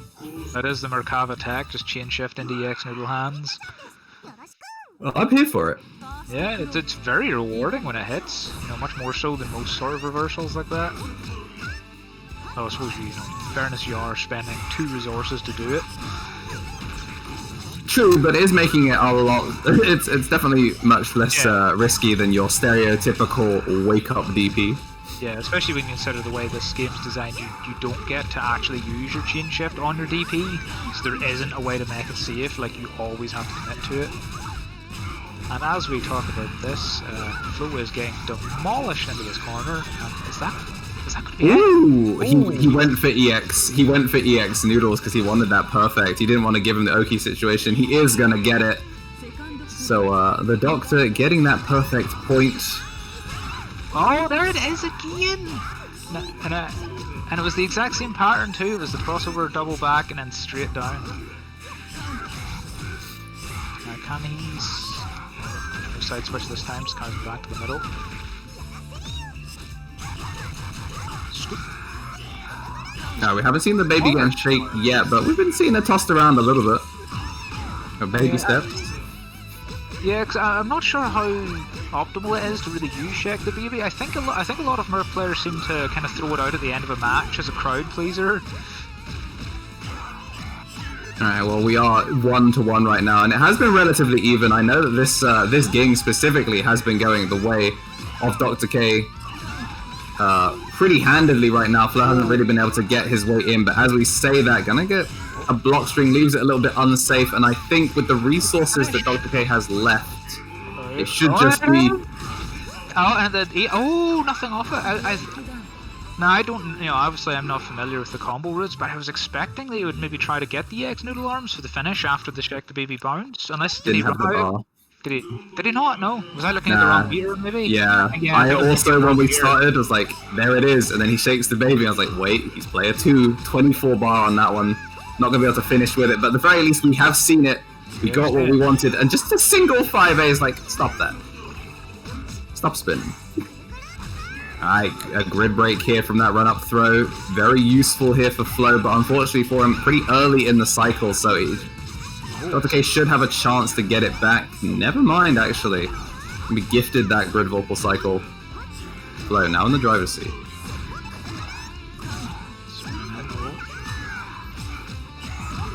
Was that not a real overhead? I don't think he actually stood there to block that. I guess not. The high counter gonna come and the chain shift. Definitely right place, right time for this Macabre. Gonna once get the basic full coast to coast almost. Baits the veil off. Yeah, because that's something actually it looked like he was doing at the end of the last round, but the veil off wasn't actually there. The bar wasn't there. But when he was working in that perfect at the very end, he actually just dashed in and waited. But there wasn't actually anything to wait for. But I think it was maybe just kind of force a habit because of the situation he had set up. Nice instant dive kick there from Dr. K, moving himself up onto match point. Just one round away from staying in bracket. Just staying patient. It's a reset. Oh, not the reset. The pressure reset. Oh, description. Alright, Beyblade gonna get the Rising version as well, gonna be unsafe, so a full pickup here for Dr. K. Flo not being able to really get what they want started. Oh, there we go. Okay. You have to get out of it. And this is actually gonna break the grid as well, so there's a chance. Needs to build as much as possible here, but I'm actually gonna go for the chain shift, just take the meter where he can, get a veil off out of it. But Dr. K now gonna have the tail end of a veil off. At the very least, a Vorpal cycle working in his favor. Immediate chain shift to get some of that meter back. And Flo really needs to wake up here. Really needs to wake up something, but instead gonna get caught. Yeah, only had a normal worm that time, but he was enough to do the deed. So 3-1, gonna be Dr. K moving on. Yeah. Let's see what have we got. We're going to ask how's that bracket looking. So yeah, the Silo and Kim Precision in Winners Final, and so we've just seen one of our losers finals. So we've got heading over to the other Lofty then, I think, for our other losers quarter. Yes, I don't believe these two didn't play before.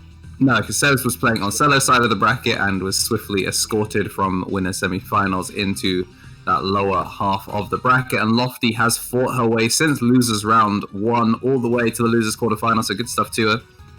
And I assume then that Sebs is probably going to be playing. Oh, is he? No, he's going straight in, because I was going to say, like, because obviously if he goes for Walled, we're looking at the classic Grappler Zoner matchup, but maybe he's comfortable with that, he's going straight in. I wouldn't be surprised though if things do go rough for him, that he switches into the Londreki and see if that character who's able to play at that close range and that far range is able to put in the hurt against Lofty. But I would imagine that if you're passionate enough to ask for your character to get buffed soon after a new game is released, you've at least had to play this matchup more often than not. I don't know, I think you're maybe giving the FGC at large too much credit there, you know. But I think he's off to a good start, he's in. Got the pressure. It's the high counter on that one. Boom, come on, grab. Yeah, that's such a great. That's the perfect graphic sequence. Get. Yo, wait. Alright. Oh, there we go. We said, maybe he's played this matchup before. It definitely looks like it. Start things off with a high counter. Gonna spend the EX, get the wall bounce. Yeah, you do some. So if you main a grappler, you're bound. You're that's your. If you're only gonna know one matchup, it needs to be this one. Alright, finally Lofty able to get a button to connect on Sevs. Had to use the Veil off though. I hope that that's not going to be her go-to get out of pressure button. Because we've seen before, if that Veil off gets scouted, she is more than privy to getting blown up. Yeah, definitely wasn't as trigger happy with it in the last game, but again, probably going to be under a lot more scary up close pressure from Wald, so let's see how that works out. Oh, jumps into the Eye of the Storm and gets the full brunt of the rain, so basically throwing away that lead right there. Lofty now in position to be able to even things up with one more mix-up and put the rain down. Ooh. And yeah, once again sets up Oki. Sev's mashing into it. Yeah, and this is of course traditionally how you see these matchups go. He's got his initial burst of offense, and here it is again. Like, he's got that big damage when he gets in, but he gets pushed back out. He's gonna have nice uppercut there from Lofty. Here we are, now we're back into the neutral. So, oh, and Lofty moving forward there before getting caught by the God Press. That was, oh, and there it is. There's the Veil off, but that was surprising. Gets caught by the God Press just moving forward at a grappler from full screen. Yeah, I mean, you were talking about as like, we're back to neutral, and Sev said no. Yeah, this is a very iffy situation for both players, at a range where both of them can hurt each other. Yeah, but it is going to be the grid cycle being given over to Sev. It's now his time to play if he survives this mix-up. And we caught under the rain. I just don't know if he's just... Actually, no, wait, that was a full connection. That string never stopped, so Lofty actually, despite getting perfected in that opening round, is going to take the first game. That is something we've been seeing a lot of, even from the same players between different matches. We've seen a lot of people start off very uncomfortable and then, you know, and just kind of chill out more as the match goes on. Even when it's the same person who we've seen play a few times before. So they're already at about a 50% life lead. Yeah, this is definitely very, very rough for Sevs. The defense has been rough. We saw a little bit of struggle with Sevs as well in the winner side of things when they were having to guess after guess. Gets the Veil off bait. We said Lofty might be more privy to using the Veil off since she got away with it very early in. The God Press going to come out. Oh, and a triple two. Alright, there it is. And is that going to be it? I assume it is. It should be. He has... Oh, he drops it. Kirsten. Chain shift. Oh, gets caught by the dive kick. I really thought he was just going to chain shift God Press. Gets it. That's really, really good for him. And he's still sitting pretty on 65 meters, so keeping it even with Lofty. Catches the backdash this time. Sevs needs to play with that confidence. We saw before, you know, gets that command grab set up and immediately gets the high counter. Other time he got it the other way around. If he can guess right 1 or 2 times, then it really puts Lofty in the hurt. But instead, she's just going for staggered pinwheel. This time finally pushes the button for it. Not going to catch anything, and the backdash dodges that 2A. Yeah, that was a really close business. Back to the full screen here. Oh, he gets caught trying to chuck her up. Right, able to get one in. The beam catches him again. This time takes to the skies, but doesn't get punished for it. Pinwheel should kill though. Yeah. Obviously he can't get chipped out, but yeah, I mean, he just hitboxes raining on his head from all sides. Ooh! That seems to be a go-to round start from Lofty, but gets caught for it.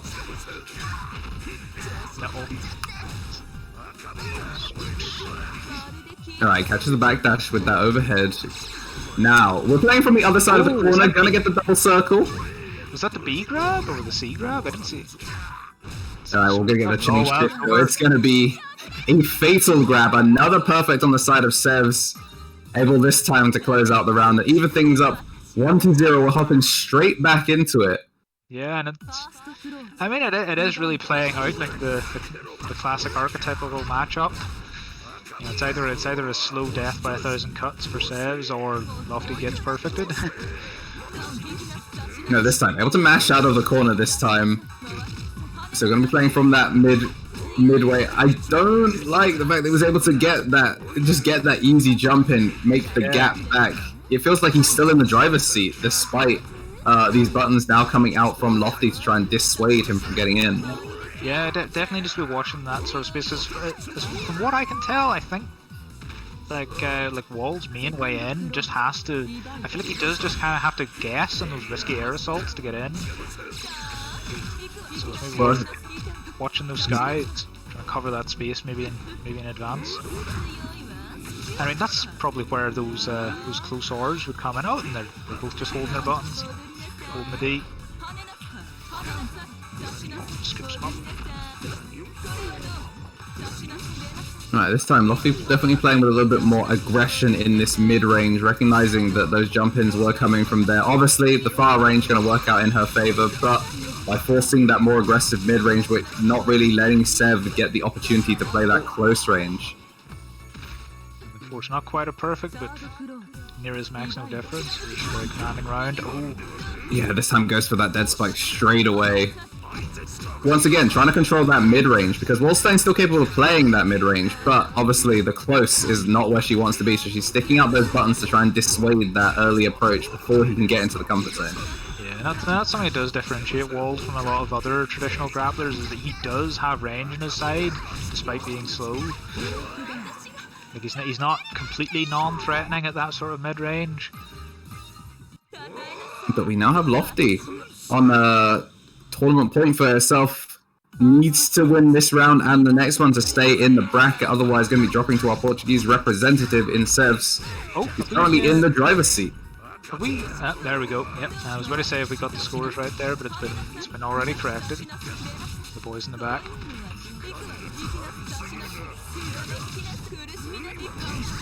Oh, just swings out of the corner. Well, he did have the cycle in his favor, immediately trying to get himself some bar in case he needs it.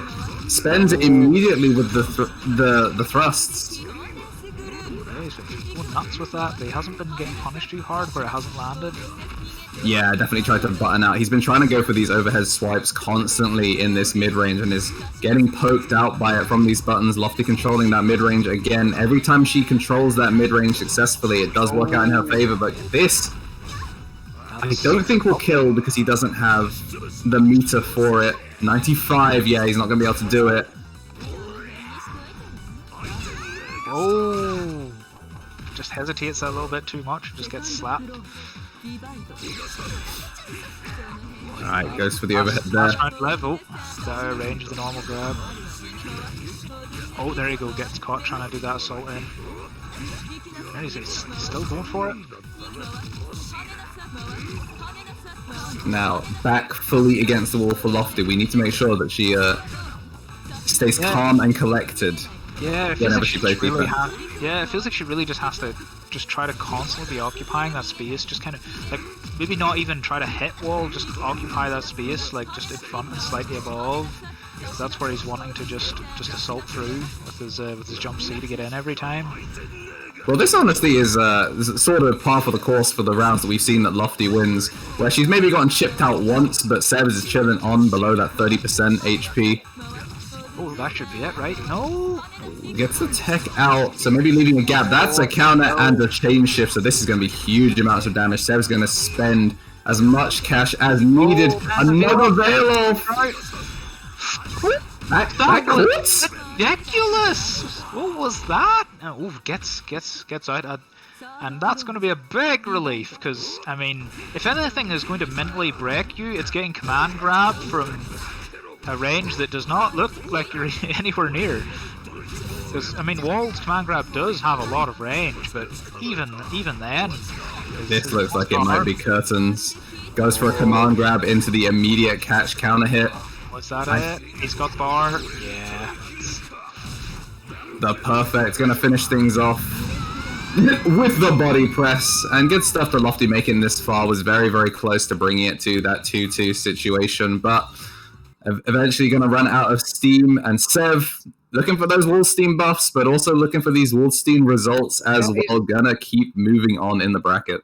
Yeah, I really don't think he's doing any wonders for his argument here. You know, if he wants buffs, he's gonna have to start losing.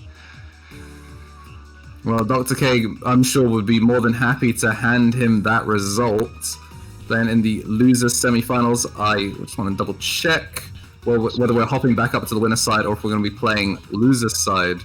Yeah, so that's going to be, yeah, 7k there and Sailor Moon in position. Yeah, so we've basically got our top 4 in position now, the looks of it. Yeah, we are indeed in that final cut. Only one of these players isn't going to make that top 3, that medal position.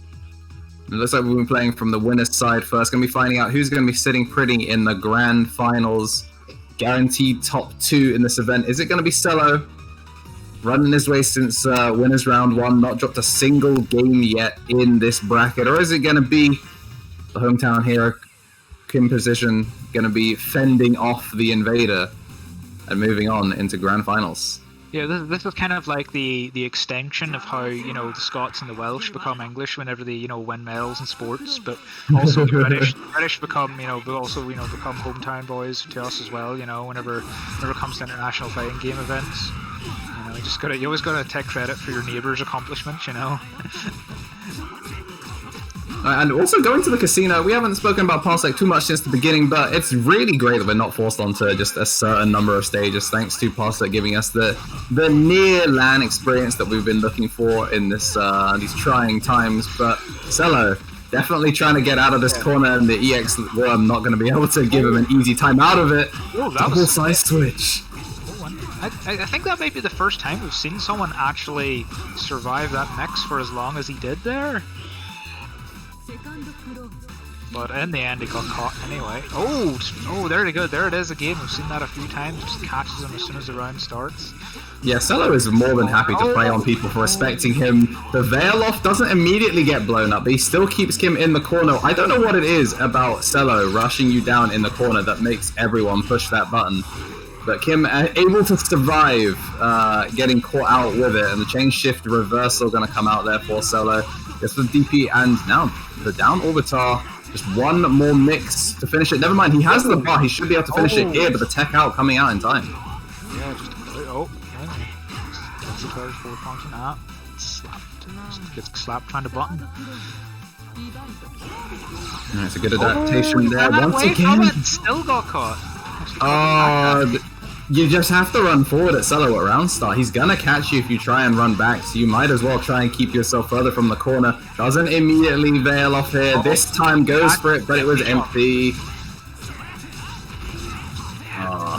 Then he's got the bar. I assume he's gonna close it out.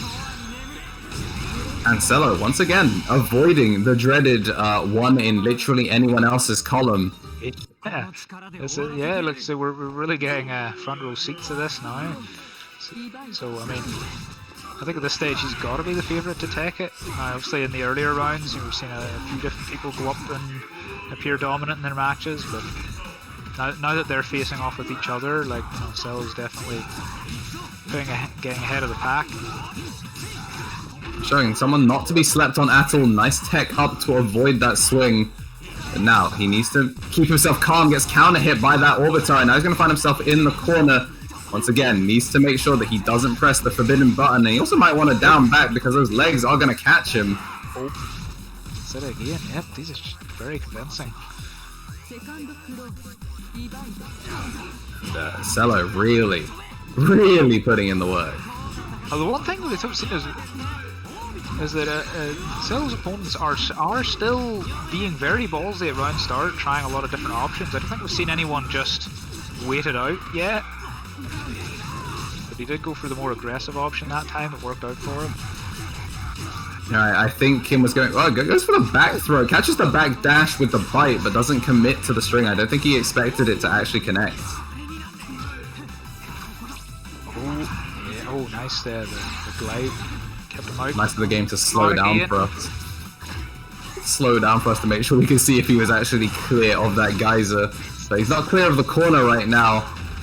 No, doesn't have the bar to finish it though. Catches him again.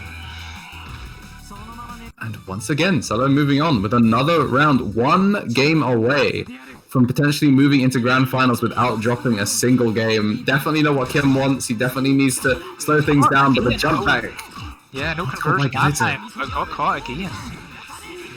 Oh, Orbitar making it through that projectile invincible hands. A little bit too early. Cello's just getting everything right. Gonna go back in. Oh, okay, this time. Side switch. Checks the baby. I'm surprised he went for that and didn't try and go for anything that costed a little bit more. He does get caught gliding. That DP so useful in this sort of situation. Yeah, and the chain shift. Yeah, I know that. I don't know if I agree with that. Was a really ballsy decision to go for like a glide mix-up on, you know, someone with a fully invincible DP.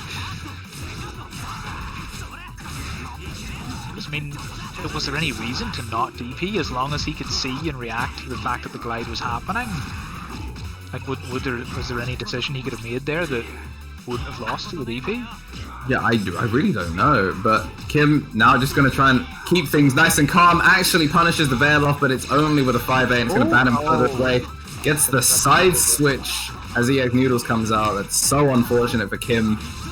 Getting opened up and above. This is looking dire for him now. Yeah, the only thing that was in his favor was no grid, but a back throw doesn't care about your grid, and a 3-0. Yeah. So if there was any doubt in your mind of who the favorite to take it is, well, there shouldn't be any more. That was convincing. Yeah, so Kim now going to be chilling in the losers side of things. He did have a pretty good run through the winners bracket, but that's basically as long as he wasn't playing against Cello, he was able to chill in winners, and now we've got Sevs versus Dr. K. Winner of this is going to have the chance to play against that British Macabre for the right to maybe take a game off of Cello, who's now sitting pretty guaranteed top 2.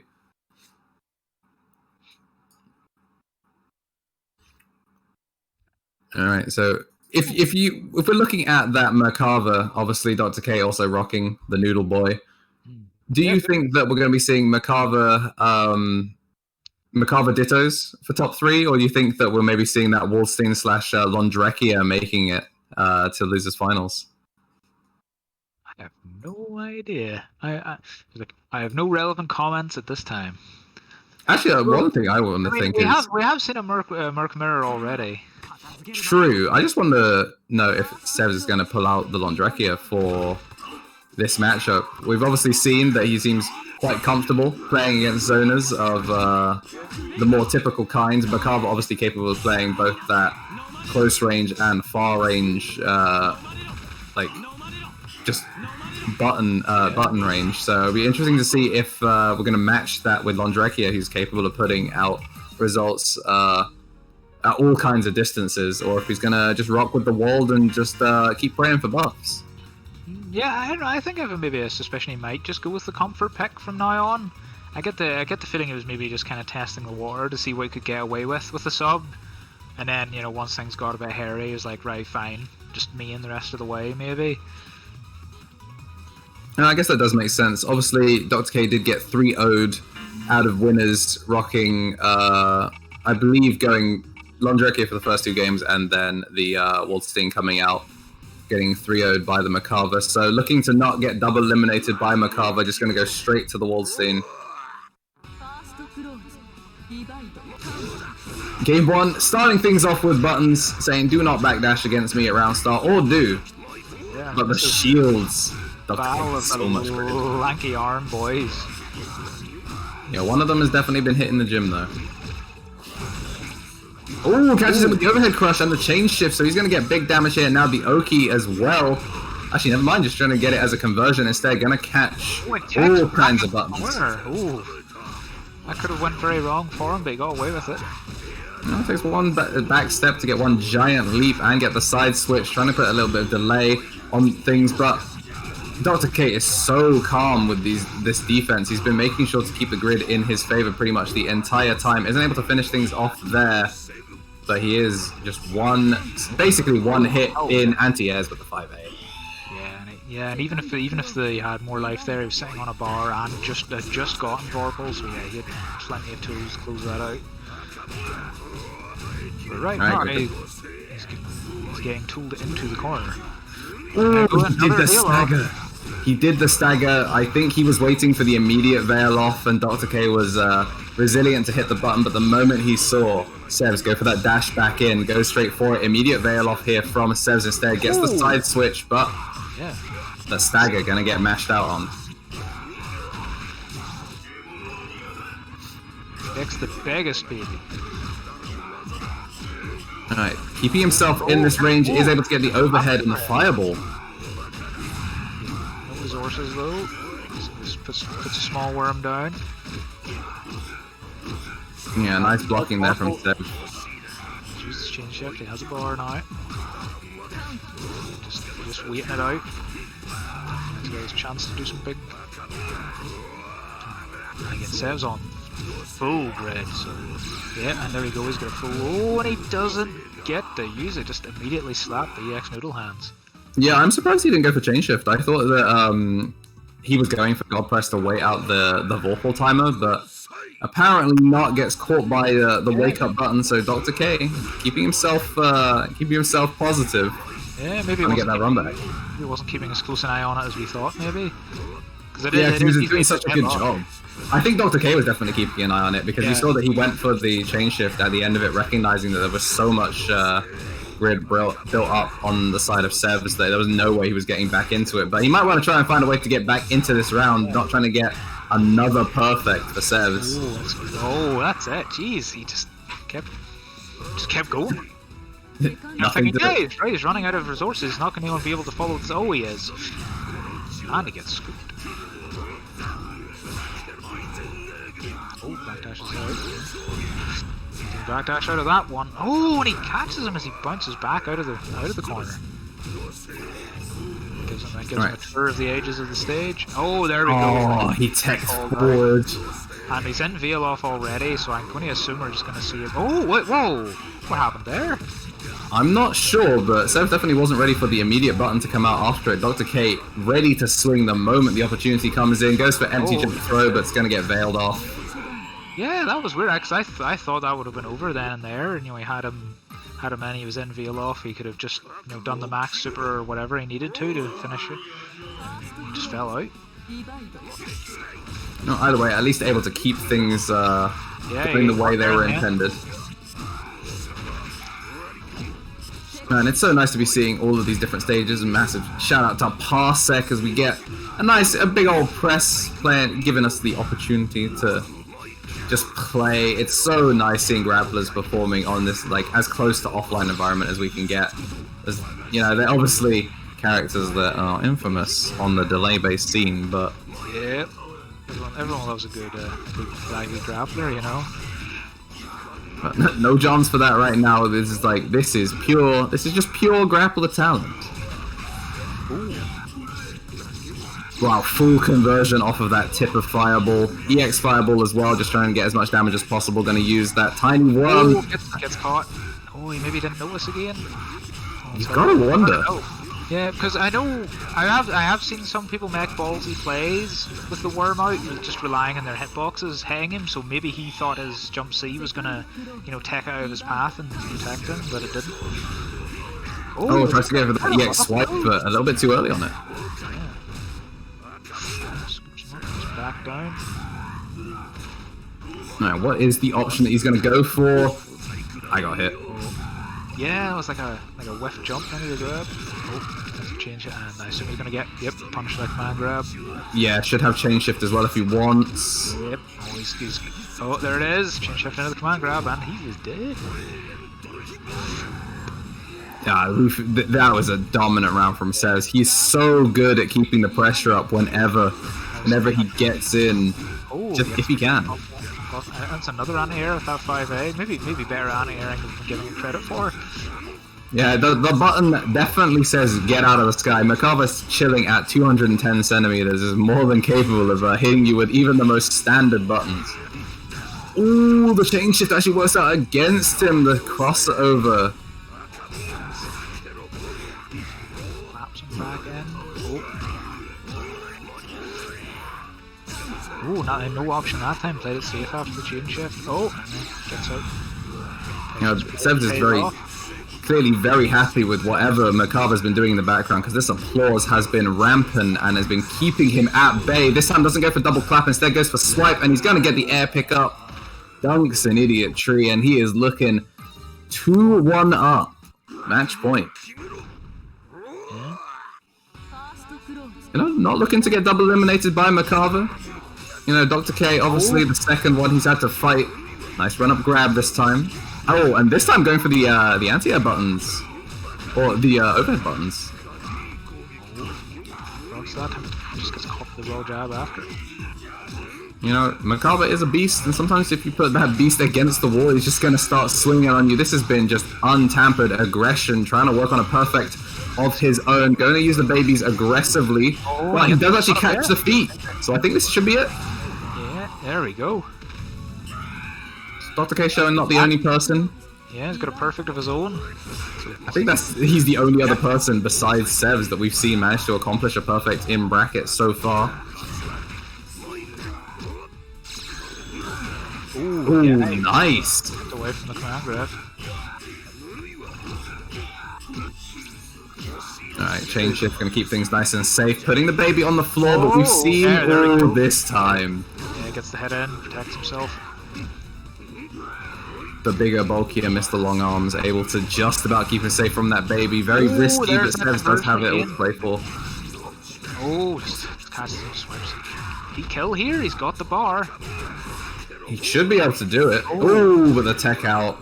But overhead swipe, gonna even up the rounds, putting himself on actual match point now. Dr. K needs to change things out, and getting high counted round start is not what he wants to do if he's gonna be keeping in this.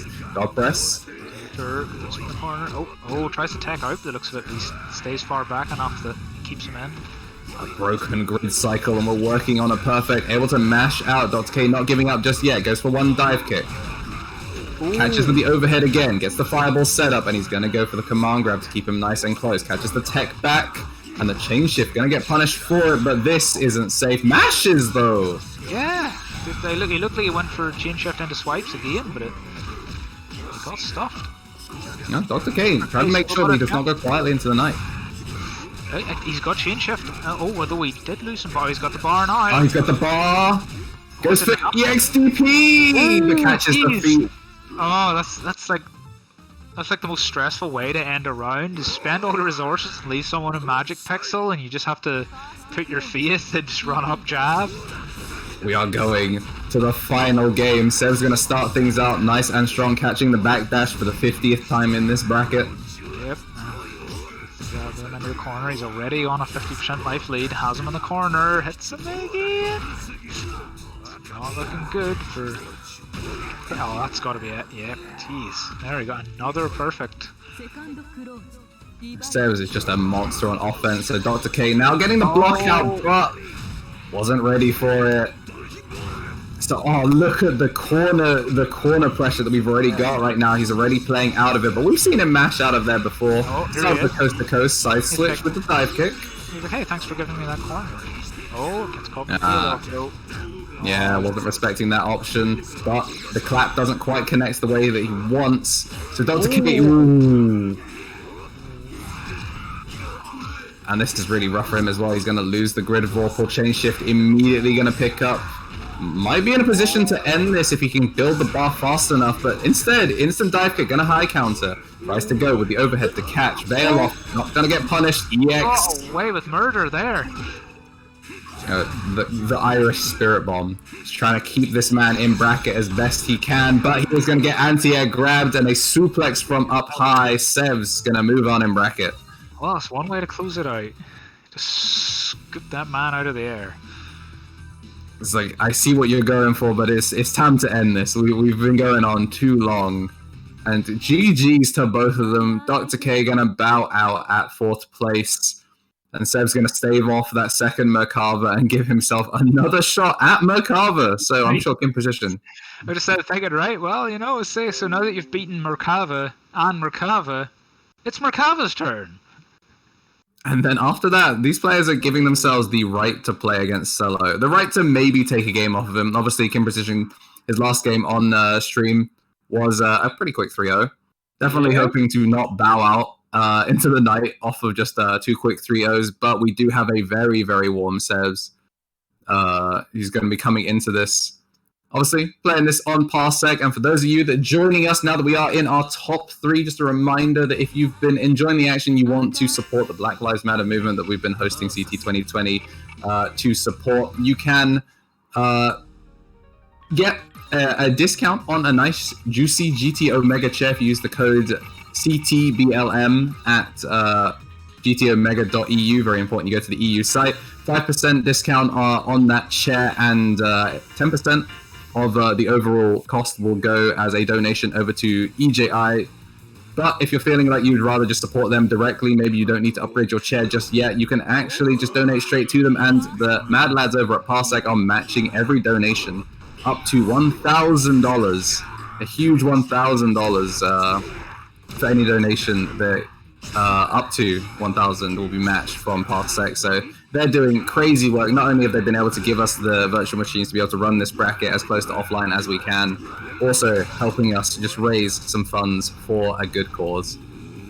Yeah, Parsec have really been pushing the boat out here, and I mean, why not? Especially if this all goes well, you know, they could be doing themselves a lot of business in the near future if this sort of setup takes off. Since, you know, we are stuck with online, so if they're offering us the best sort of online we can get, then that could very easily become the standard from now on. You know? I mean, I'm here for it, and it looks like we are going straight into it. Kim running back, not backdashing and getting caught for it, but now having to play that long range. Sevs trying to keep that bar blue, but he's finally going to get caught. Kim Precision now with the chance to get damage, or never not, just wake up swipes. And honestly, I would feel like well, actually, it could work either way, because I mean, Sevs has just come off fresh off of fighting Merkava, so I mean, he's going to be well warmed up for this matchup. But again, you know, any little differences in their playstyle could very easily catch him out, going from one player of a character straight to another with no break. Alright, spin the largest of babies. Gonna get himself the life lead there, now finally opening up that orange. Tries to catch a jump with the up-angled arms, but isn't gonna get it. Nice air-to-air, but isn't able to get the finishing hit that he needs. At the very least, he's keeping the pressure up. Gets one grab, and we need just one more mix. No, just 2D? 2M? What do they call it in this game? I know that it's like it's 2C in tag, so who knows at this point. In game notation, like especially if you're doing a lot of different games, you're just like, what am I calling this? Alright, nice block string there from Sevs, and is finally able to get in. Gets the grid break with this as well, so this is big momentum as well as big damage. Yeah, just gets caught dashing straight in. He's maybe hoping to go under or something. Oh, doesn't tech it. So that's the thing, because out of his two normal grabs, like the close range is of course the instant traditional one, but the range version, you do always get a chance to tech. He just wasn't ready for it. Oh, I think he tried to go for the anti-air, second hit of bite, capable of anti-airing, but isn't able to get the first one out and gets counter hit for it. Nice crossover. Dashes out of there, doesn't want none. Oh, two shifts that, carries him. Merkava's dive kick does look so cool. Tries to go for the overhead to try and get a meaty button, isn't going to get caught for it. Counter hit here. This is now Sevs looking to possibly take game one. He has the bar to do it. Just needs one more mix, and the swipe going to be enough. Yes. That is game one down already.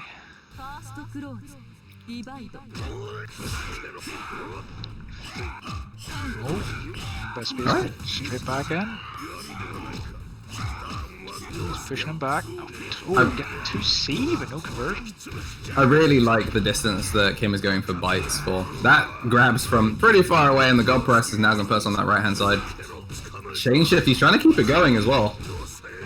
Nice. This is huge damage. Able to get us to 3.6 and keep himself basically plus. Nice tech.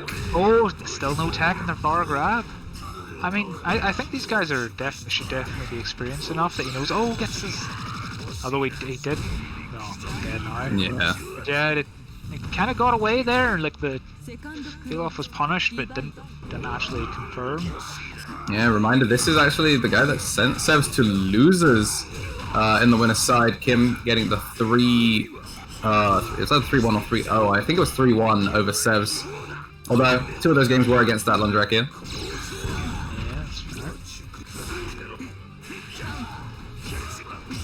Alright, this time just the cross up, nice tech. This time gonna get punished for the DP. Ooh, dash up grab this time. He's really ramping up the amount of grabbing now. They're gonna get blocked. Drops again. Nice dive kick, gonna get the high counter, so this should be a full like coast-to-coast setup. But yeah, there's no reason to not spend the bar there. Yeah, blocks it, and this time the babies are gonna come back for him. You can't just be going for buttons every time. That's not gonna kill, but he's gonna be one single mix-up away. Change shift trying to give him the bar that he needs for the next game, but instead... Nice, just a soul send, just whiffs the normal over the head and scoops him. Sev's up 2-0 against Kim Precision, looking like maybe our humble island, maybe losing its last representative.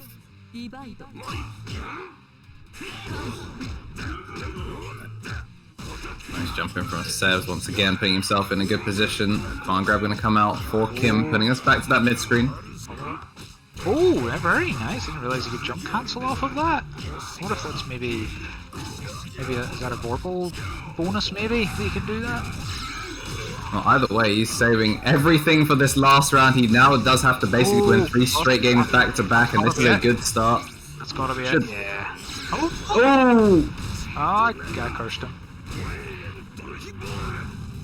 But he's still got a lot of life, and as long as he keeps calm and collected, nice chain shift into nothing. Seeing if we can maybe catch a panic option, but anti-airs him with the overhead clap.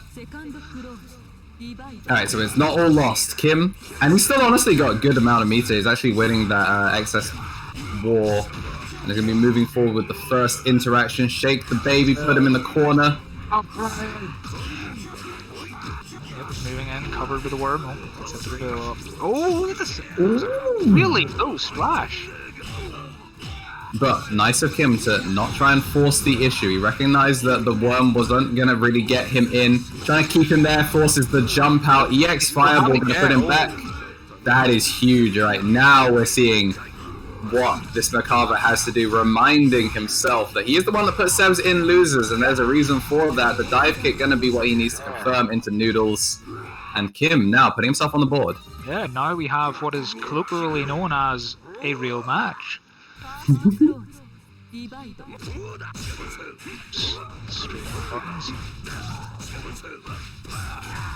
Catches him mashing with the crossover.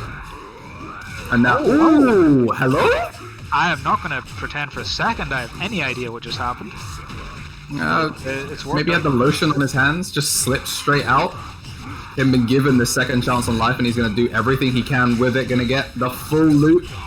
Yeah, and the reset. Yeah, Wall definitely shouldn't have took those Turkish oil wrestling lessons. They really haven't done him any favors. You know, Hakan's a low tier, man. Why are you taking lessons from him? Alright, EX Noodle gonna come in, tries to go for the DP, not gonna get punished for it, but nice smash. Round away from evening it up. Yeah, nice. Turnaround. Okay, but we do have him in the corner now, and this is where Severs likes to play. He's actually slowing things down, tries to go for God Press, and... that was a gutsy decision. We got the Greg's mode, Kim Precision. There we go. Has been gifted that veil off as part of the meal deal, and now he is looking to snack on this health bar. Gonna bring one for the lads. Alright, Noodles and back in, but the children have already left the building. Lucky for Sev, so he's not going to be having to deal with that, but he does have to deal with this one more mix-up, and he's not going to do it. Your real match has turned into a nail-biter. Evened up now. At this point, you gotta think Sev is thinking, God, with these weird, lanky alien dudes, just leave me alone. Oh, this time goes for the anti-air one. We've been actually seeing a lot more mileage with that. Kim has been using it, not particularly often, but whenever he does get them, they have been pretty effective. Now, Sev's finding himself in the corner yet again. Doesn't block the feet. The bite is going to catch the the ankles. Yeah, and he's done it again. This time straight into those ankles, and that's going to be it, right? There we go. Yeah, he's going for that. He's going for that 5-8 in the corner where it looks like it's just going to bat down into the combo, but you can see the damage resets completely, and he's just given full scaling yet again. So Sevs needs to be aware that that 5-8 is the end of it. Tries to go for swipe, but going to get caught by that projectile invincible disjoint on Macabre to get in. Maybe just going to be a distraction. He's going to end it on a perfect. Or are we going to see Sevs manage to find his way back into this? One more loop. Oh, he's got bar and a shift. Oh, no. Obviously didn't think he had enough to finish. Just goes for the safe option and drops the babies. And I don't know what they were feeding Kim at the end of that, but he turned that one up. He turned it all the way. A big GG's to him, keeping himself in the bracket, making sure that we're not just going to be losing our representatives back to back. And he does double eliminate Sev, so commiserations to him doing so well to take it to that final game. But unfortunately, he is going to get dropped by Kim for the second time in bracket. And the man fed on those Greg sausage rolls is going to be moving on to get his shot, maybe with that fire in him, to get a game off of Cello in the grand finals. I would say I am loving the Greg sausage rolls lore. That's very good. Yeah, it's the power up. Yeah. Yeah, you usually get stuff like that from, custard creams and the like. And I like to believe that that's the lore behind the blue skin that we got rocking for him. It got to rock the unofficial sponsor, the Jumbo Juice that gets him through it. But we are now in just 2 players left in bracket. Kim versus Cello, second time in a row. That means Kim has also had the gauntlet and gone through all 3 kinds of finals. We saw him in winners. He was quickly escorted down into losers. He's fought his way out of there, and he gets his run back with Cello in grand finals. And hopefully for him, it doesn't end as quickly as his winners bracket attempt did. Yeah, because you got to wonder, what kind of adjustments can he make? Because, it was just an absolute steamroll. I mean, he definitely needs to play like he did at the end of this set. Yeah, he's going to need to pull something out. But, there was a dramatic improvement in that set, really stepped up after the first couple of games, so maybe feels like he can ride that momentum, but we will see. Yeah, and we also got to see with the defense, he definitely got caught backdashing a lot. Cello's been catching everyone with it all day, and we've seen a little bit of it from Sevs as well. Definitely needs to clean up those round start backdashes, because it seems that Cello is just playing with the confidence as everyone's afraid at round start. I'm gonna just privilege my way through to the first defensive situation. Yeah, I don't think we've seen one of Cello's rounds start where he hasn't dropped the geyser explosion and it hasn't hit someone. It just feels like he just kind of autopilot into that, and it's been just working out for him every time. Yeah, he's honestly playing round start like a rapier character. It's well, my button will hit you from wherever, so let's just go with it and see what happens. Yeah, we're gonna see. Yeah, so those of you just joining us, we are in grand finals now. We got Cello chilling on the winner side of bracket after 3-0ing literally everyone that's run into him. We got Kim Precision getting his run back after a close nail biter against Sevs, going down to the wire, finishing with a perfect. Definitely the momentum he needs to have any shot at taking a game, let alone a set off of Cello. And even if he does take that set, he's just got to play one more. Coming from the loser side. Oh man, this is going to be a hell of a mountain to climb. When you get your run back against the person that 3-0'd you before, and now you have to beat them twice. Yeah, it's a rough one. But chat, I know that we've got definitely some Kim Precision fans in just around. Do you think your boy is going to be able to make the adaptations required in order to take it over this breakaway run from Sevs, or Cello rather, or do you think that Cello's going to be able to clean things up maybe without even dropping a game? Definitely let us know in chat who your favorite is to take the first set of grand finals, potentially the final set. And you need to take a drink. Yeah. I have actually not been keeping an eye on the chat at all, so I don't know what they're saying about this weird dude here that doesn't know anything about Eunice, Or which one of us is that? I don't know, I think you've been doing a lot of heavy lifting. Well, we do our best, but also we do have some other games. Even if Eunice was the smallest bracket, luckily for us, it's not ending on a whimper. We do have two more games going to be represented over the course of this weekend. We do have Soul Calibur 6 coming up, as well as MK11. So if you were watching pools with myself and Sodium Jim, he's going to be returning to the stream to hold it down on MK11 later on. And Soul Calibur 6 is looking to be an absolute treat with Danurai at the helm. Yeah, I'll actually be on SC6 tomorrow as well. Ooh. A little bit more than what I'm talking about there. A little bit. One would hope. Not too much, not too much, but a bit, you know.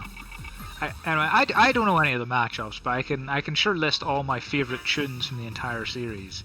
And that's all that matters. Give you some sweet lore dumps, you know. It's all good. Don't know what the frames are though. What's the frames? I don't know. Alright, looks like we're going to the training room. So whilst we do have Parsec giving us these virtual machines to give us a variety of stages, we're just going to keep it simple. Old habits die hard here, just straight on a training stage. Actually, come to think of it, no, I suppose no, only one of Cell's other matches was on training stage. I was thinking to myself, is he just a big fan of training stage? No, yeah, big fan of the visual fidelity of those squares in the background. One thing we want to point out is it's been at least 15 seconds before Kim ended up in the corner. This might actually be the best round we've seen anyone run against Cello yet, despite how it's went. Yeah, I mean, we've ended up there, you know. Inevitability. But Kim did not get scooped the instant the round starts. It's a big step in the right direction. Oh, it's catching the dive kick. Back out. Oh, mistimes it and he's going to get mashed on. Luckily for him, nothing huge, but instead just going for that American reset. Down Orbital going to pick up, and lucky for Kim, he's given a chance at life. Going to go for dive kick to switch things up, shake the baby, and this time makes sure to get his feet planted on the ground before the DP comes out. But Cello not choosing to let it rip straight away, recognizes that there is a life lead.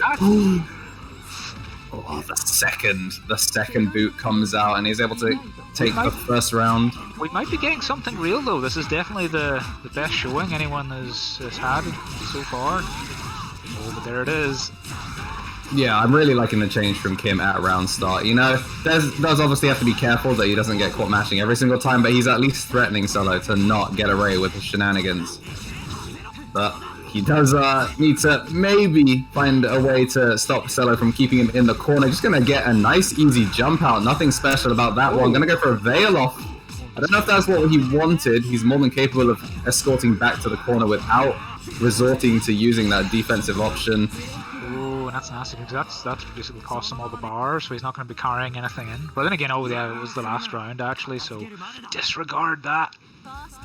Yeah, I don't know, maybe if he was just realizing that he didn't really have enough life to be able to use a defensive veil off and was just choosing to go for it. Yeah. He's gone high every single time and finally goes for the throw, gonna catch Hyde. Is he gonna go for it again?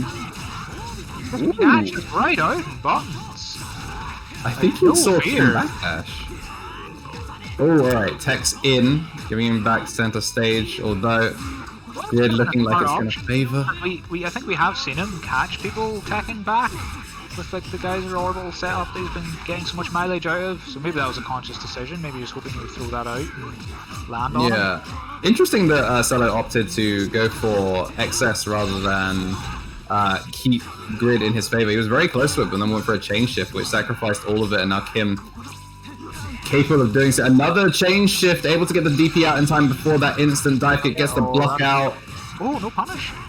Yeah, but nice empty assault. Still anybody's? I like the lack of fear that Kim is coming in with. He acknowledges that obviously a button eventually is going to come, but he can't keep slowing things down. He does have to keep the pressure up. He's able to get through orbital. Projectile invincible. Alright, this time gets caught. Poking his toes with the sword. And get a nice conversion. He's going to try and get him in the corner, but nice. He doesn't try to follow up, just takes the safe option, gets the babies out. Right. He's forced the veil off from both of them, and obviously he is going to be building bar faster. EX down Orbitar. But nice defense from Kim. Yeah, he must have at least some decent experience, because yeah, he waited for that. Like, I would have ate that every time. I thought, oh, he's whiffing his racket in the air, time to punish. But yeah, he stayed patient.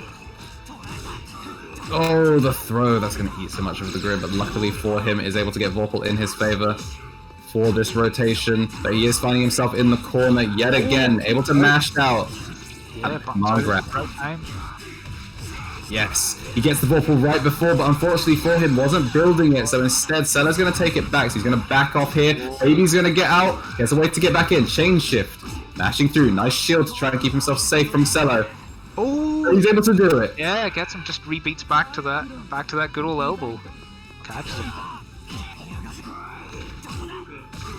Alright, this time, the swing in, getting punished for it. Gonna go for the DP and nice slap down. Tech in, gonna get caught, not watching his toes. This is looking really good for Kim right now. Possibly able to end that dry streak for literally everyone against Cello. The first person to take a game off him in bracket if things keep up. Oh, still gets caught by it.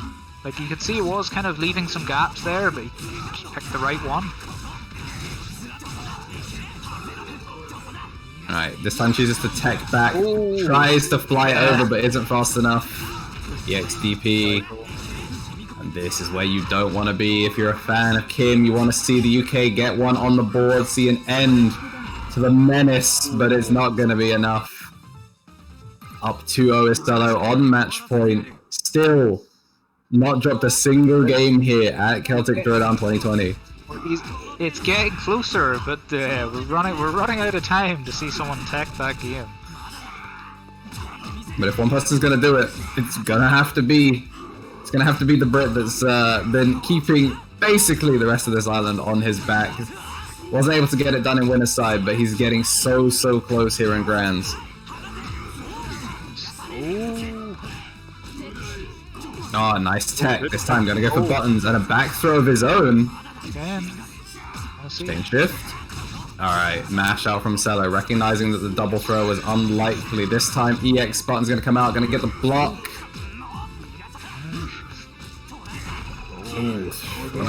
Oh, doesn't get the follow up though, so he's gonna be able to dump him back into the corner. Doesn't drop it this time. Ooh, that chain shift is rough, but the tech, nice shield veil off coming out from Cello, being forced to use all the buttons. EX baby! Wow, well, that was not what I expected. Just chain shift in your face, throw a baby down, and it worked.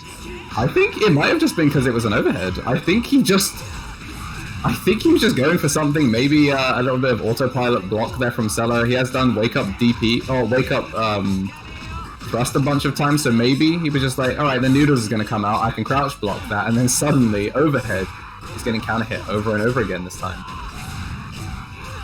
Strong line so far. Big lead. Has the bar. Throws the babies. Oh, what? Is he trying to button the babies to get out? We did it! The evil has been defeated. We got one game check. Clap it up. All that came out was... What are they even playing for? It's over. It's over. It's fine. He has been defeated. Congratulations. CT2020 is over. We got one, boys. You know, base Kim coming through. Yeah, it was a strange situation there. It looked like Cello tried to like 2A the baby and maybe try and get out under him. It looked like he was going for something really ballsy, and it didn't work out.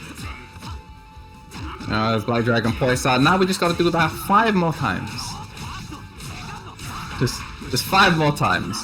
And you got to do 2 of them without dropping a game against a Cello that's clearly very unhappy that a game has been taken. Yeah, we got some rare footage of Cello actually angry, etc. But we do also have rare footage of Cello kind of getting exposed on the defense. Yeah, because his defense has been very solid, but he's maybe a bit shaken by his undefeated streak going down the drain. Yeah, unfortunately though for Kim, wasn't able to get the turnaround. But yeah, that was a real slugfest of a round. Like, both guys were just exchanging big chunks of damage. He did Noodles EX Noodles command grab around start. Kim has decided that defense, I don't play that no more. Yo, defense, that's the thing that goes around your house. Defense, that's for people who aren't mashing. I'm pressing attack buttons to end this man's health bar, but right now maybe he may want to consider defense for a little bit because he is looking at a fat set of grid right now and not much of a life lead at all. Down Orbitar, gonna get veiled off. Nice use of EX babies. Oh, he's spending everything. Yeah, he was really expecting him to just throw another fireball, and that's it. Yeah, unfortunate. I guess laser beams. Yeah. But So Kim wins. Yeah. And he got that game. That's what counts, right? Yeah, that's what we're playing for. It was a handicap match, you know. Yeah. We're just doing a celebratory round there. Obviously, Selo just wanted to get, another 3 on there. But I have it in good authority that Selo was overheard in the locker rooms, claiming that he only needed one game for the whole tournament. But man, keeping it in the pocket. Just laser beam, just catching him. It's like, yeah, we've seen a couple of source swipes, we've seen orbitals, but it's like, what if I hit you with the full beam? I see what you're going for this Oki setup, and I'm having none of it. Hyde doing Hyde things. And Selo coming in with, I guess, what could definitely be called the upset, making his way all the way through CT 2020 in support of the Black Lives Matter movement, only dropping 1 game to our eventual second place Macabre, Kim Precision. You can't feel too bad about it. I mean, again, only losing to the eventual winner, and he did at least break his undefeated streak. So, he's got something of a little feather in the cap on the way out. Yeah, thanks to everyone that showed up both in chat and in bracket for Uniclr at CT 2020. Who knows what will be happening for 2021? Whether we'll still be getting carried by Parsec, providing us with these virtual machines, or whether we'll be able to play offline, and maybe we'll be seeing an entire set of changes. Maybe get to see Selo on LAN. But until then, I have been Elixir. You can follow me on the social below, and Scavenger. No Twitter for him. Don't follow me. Don't follow me. But make sure to follow CT 2020. Make sure to follow Celtic Throwdown. Make sure to follow GT Omega, Parsec. Let them know that you appreciate all the work that we've done for hashtag CT 2020. And good shout out to our top 3, Dr. K, Selo. Oh, rather, top 4, Dr. K, Sevs, Kim Precision, and Selo, eventually our number 1 winner. And I hope you guys have a fantastic day. Yeah.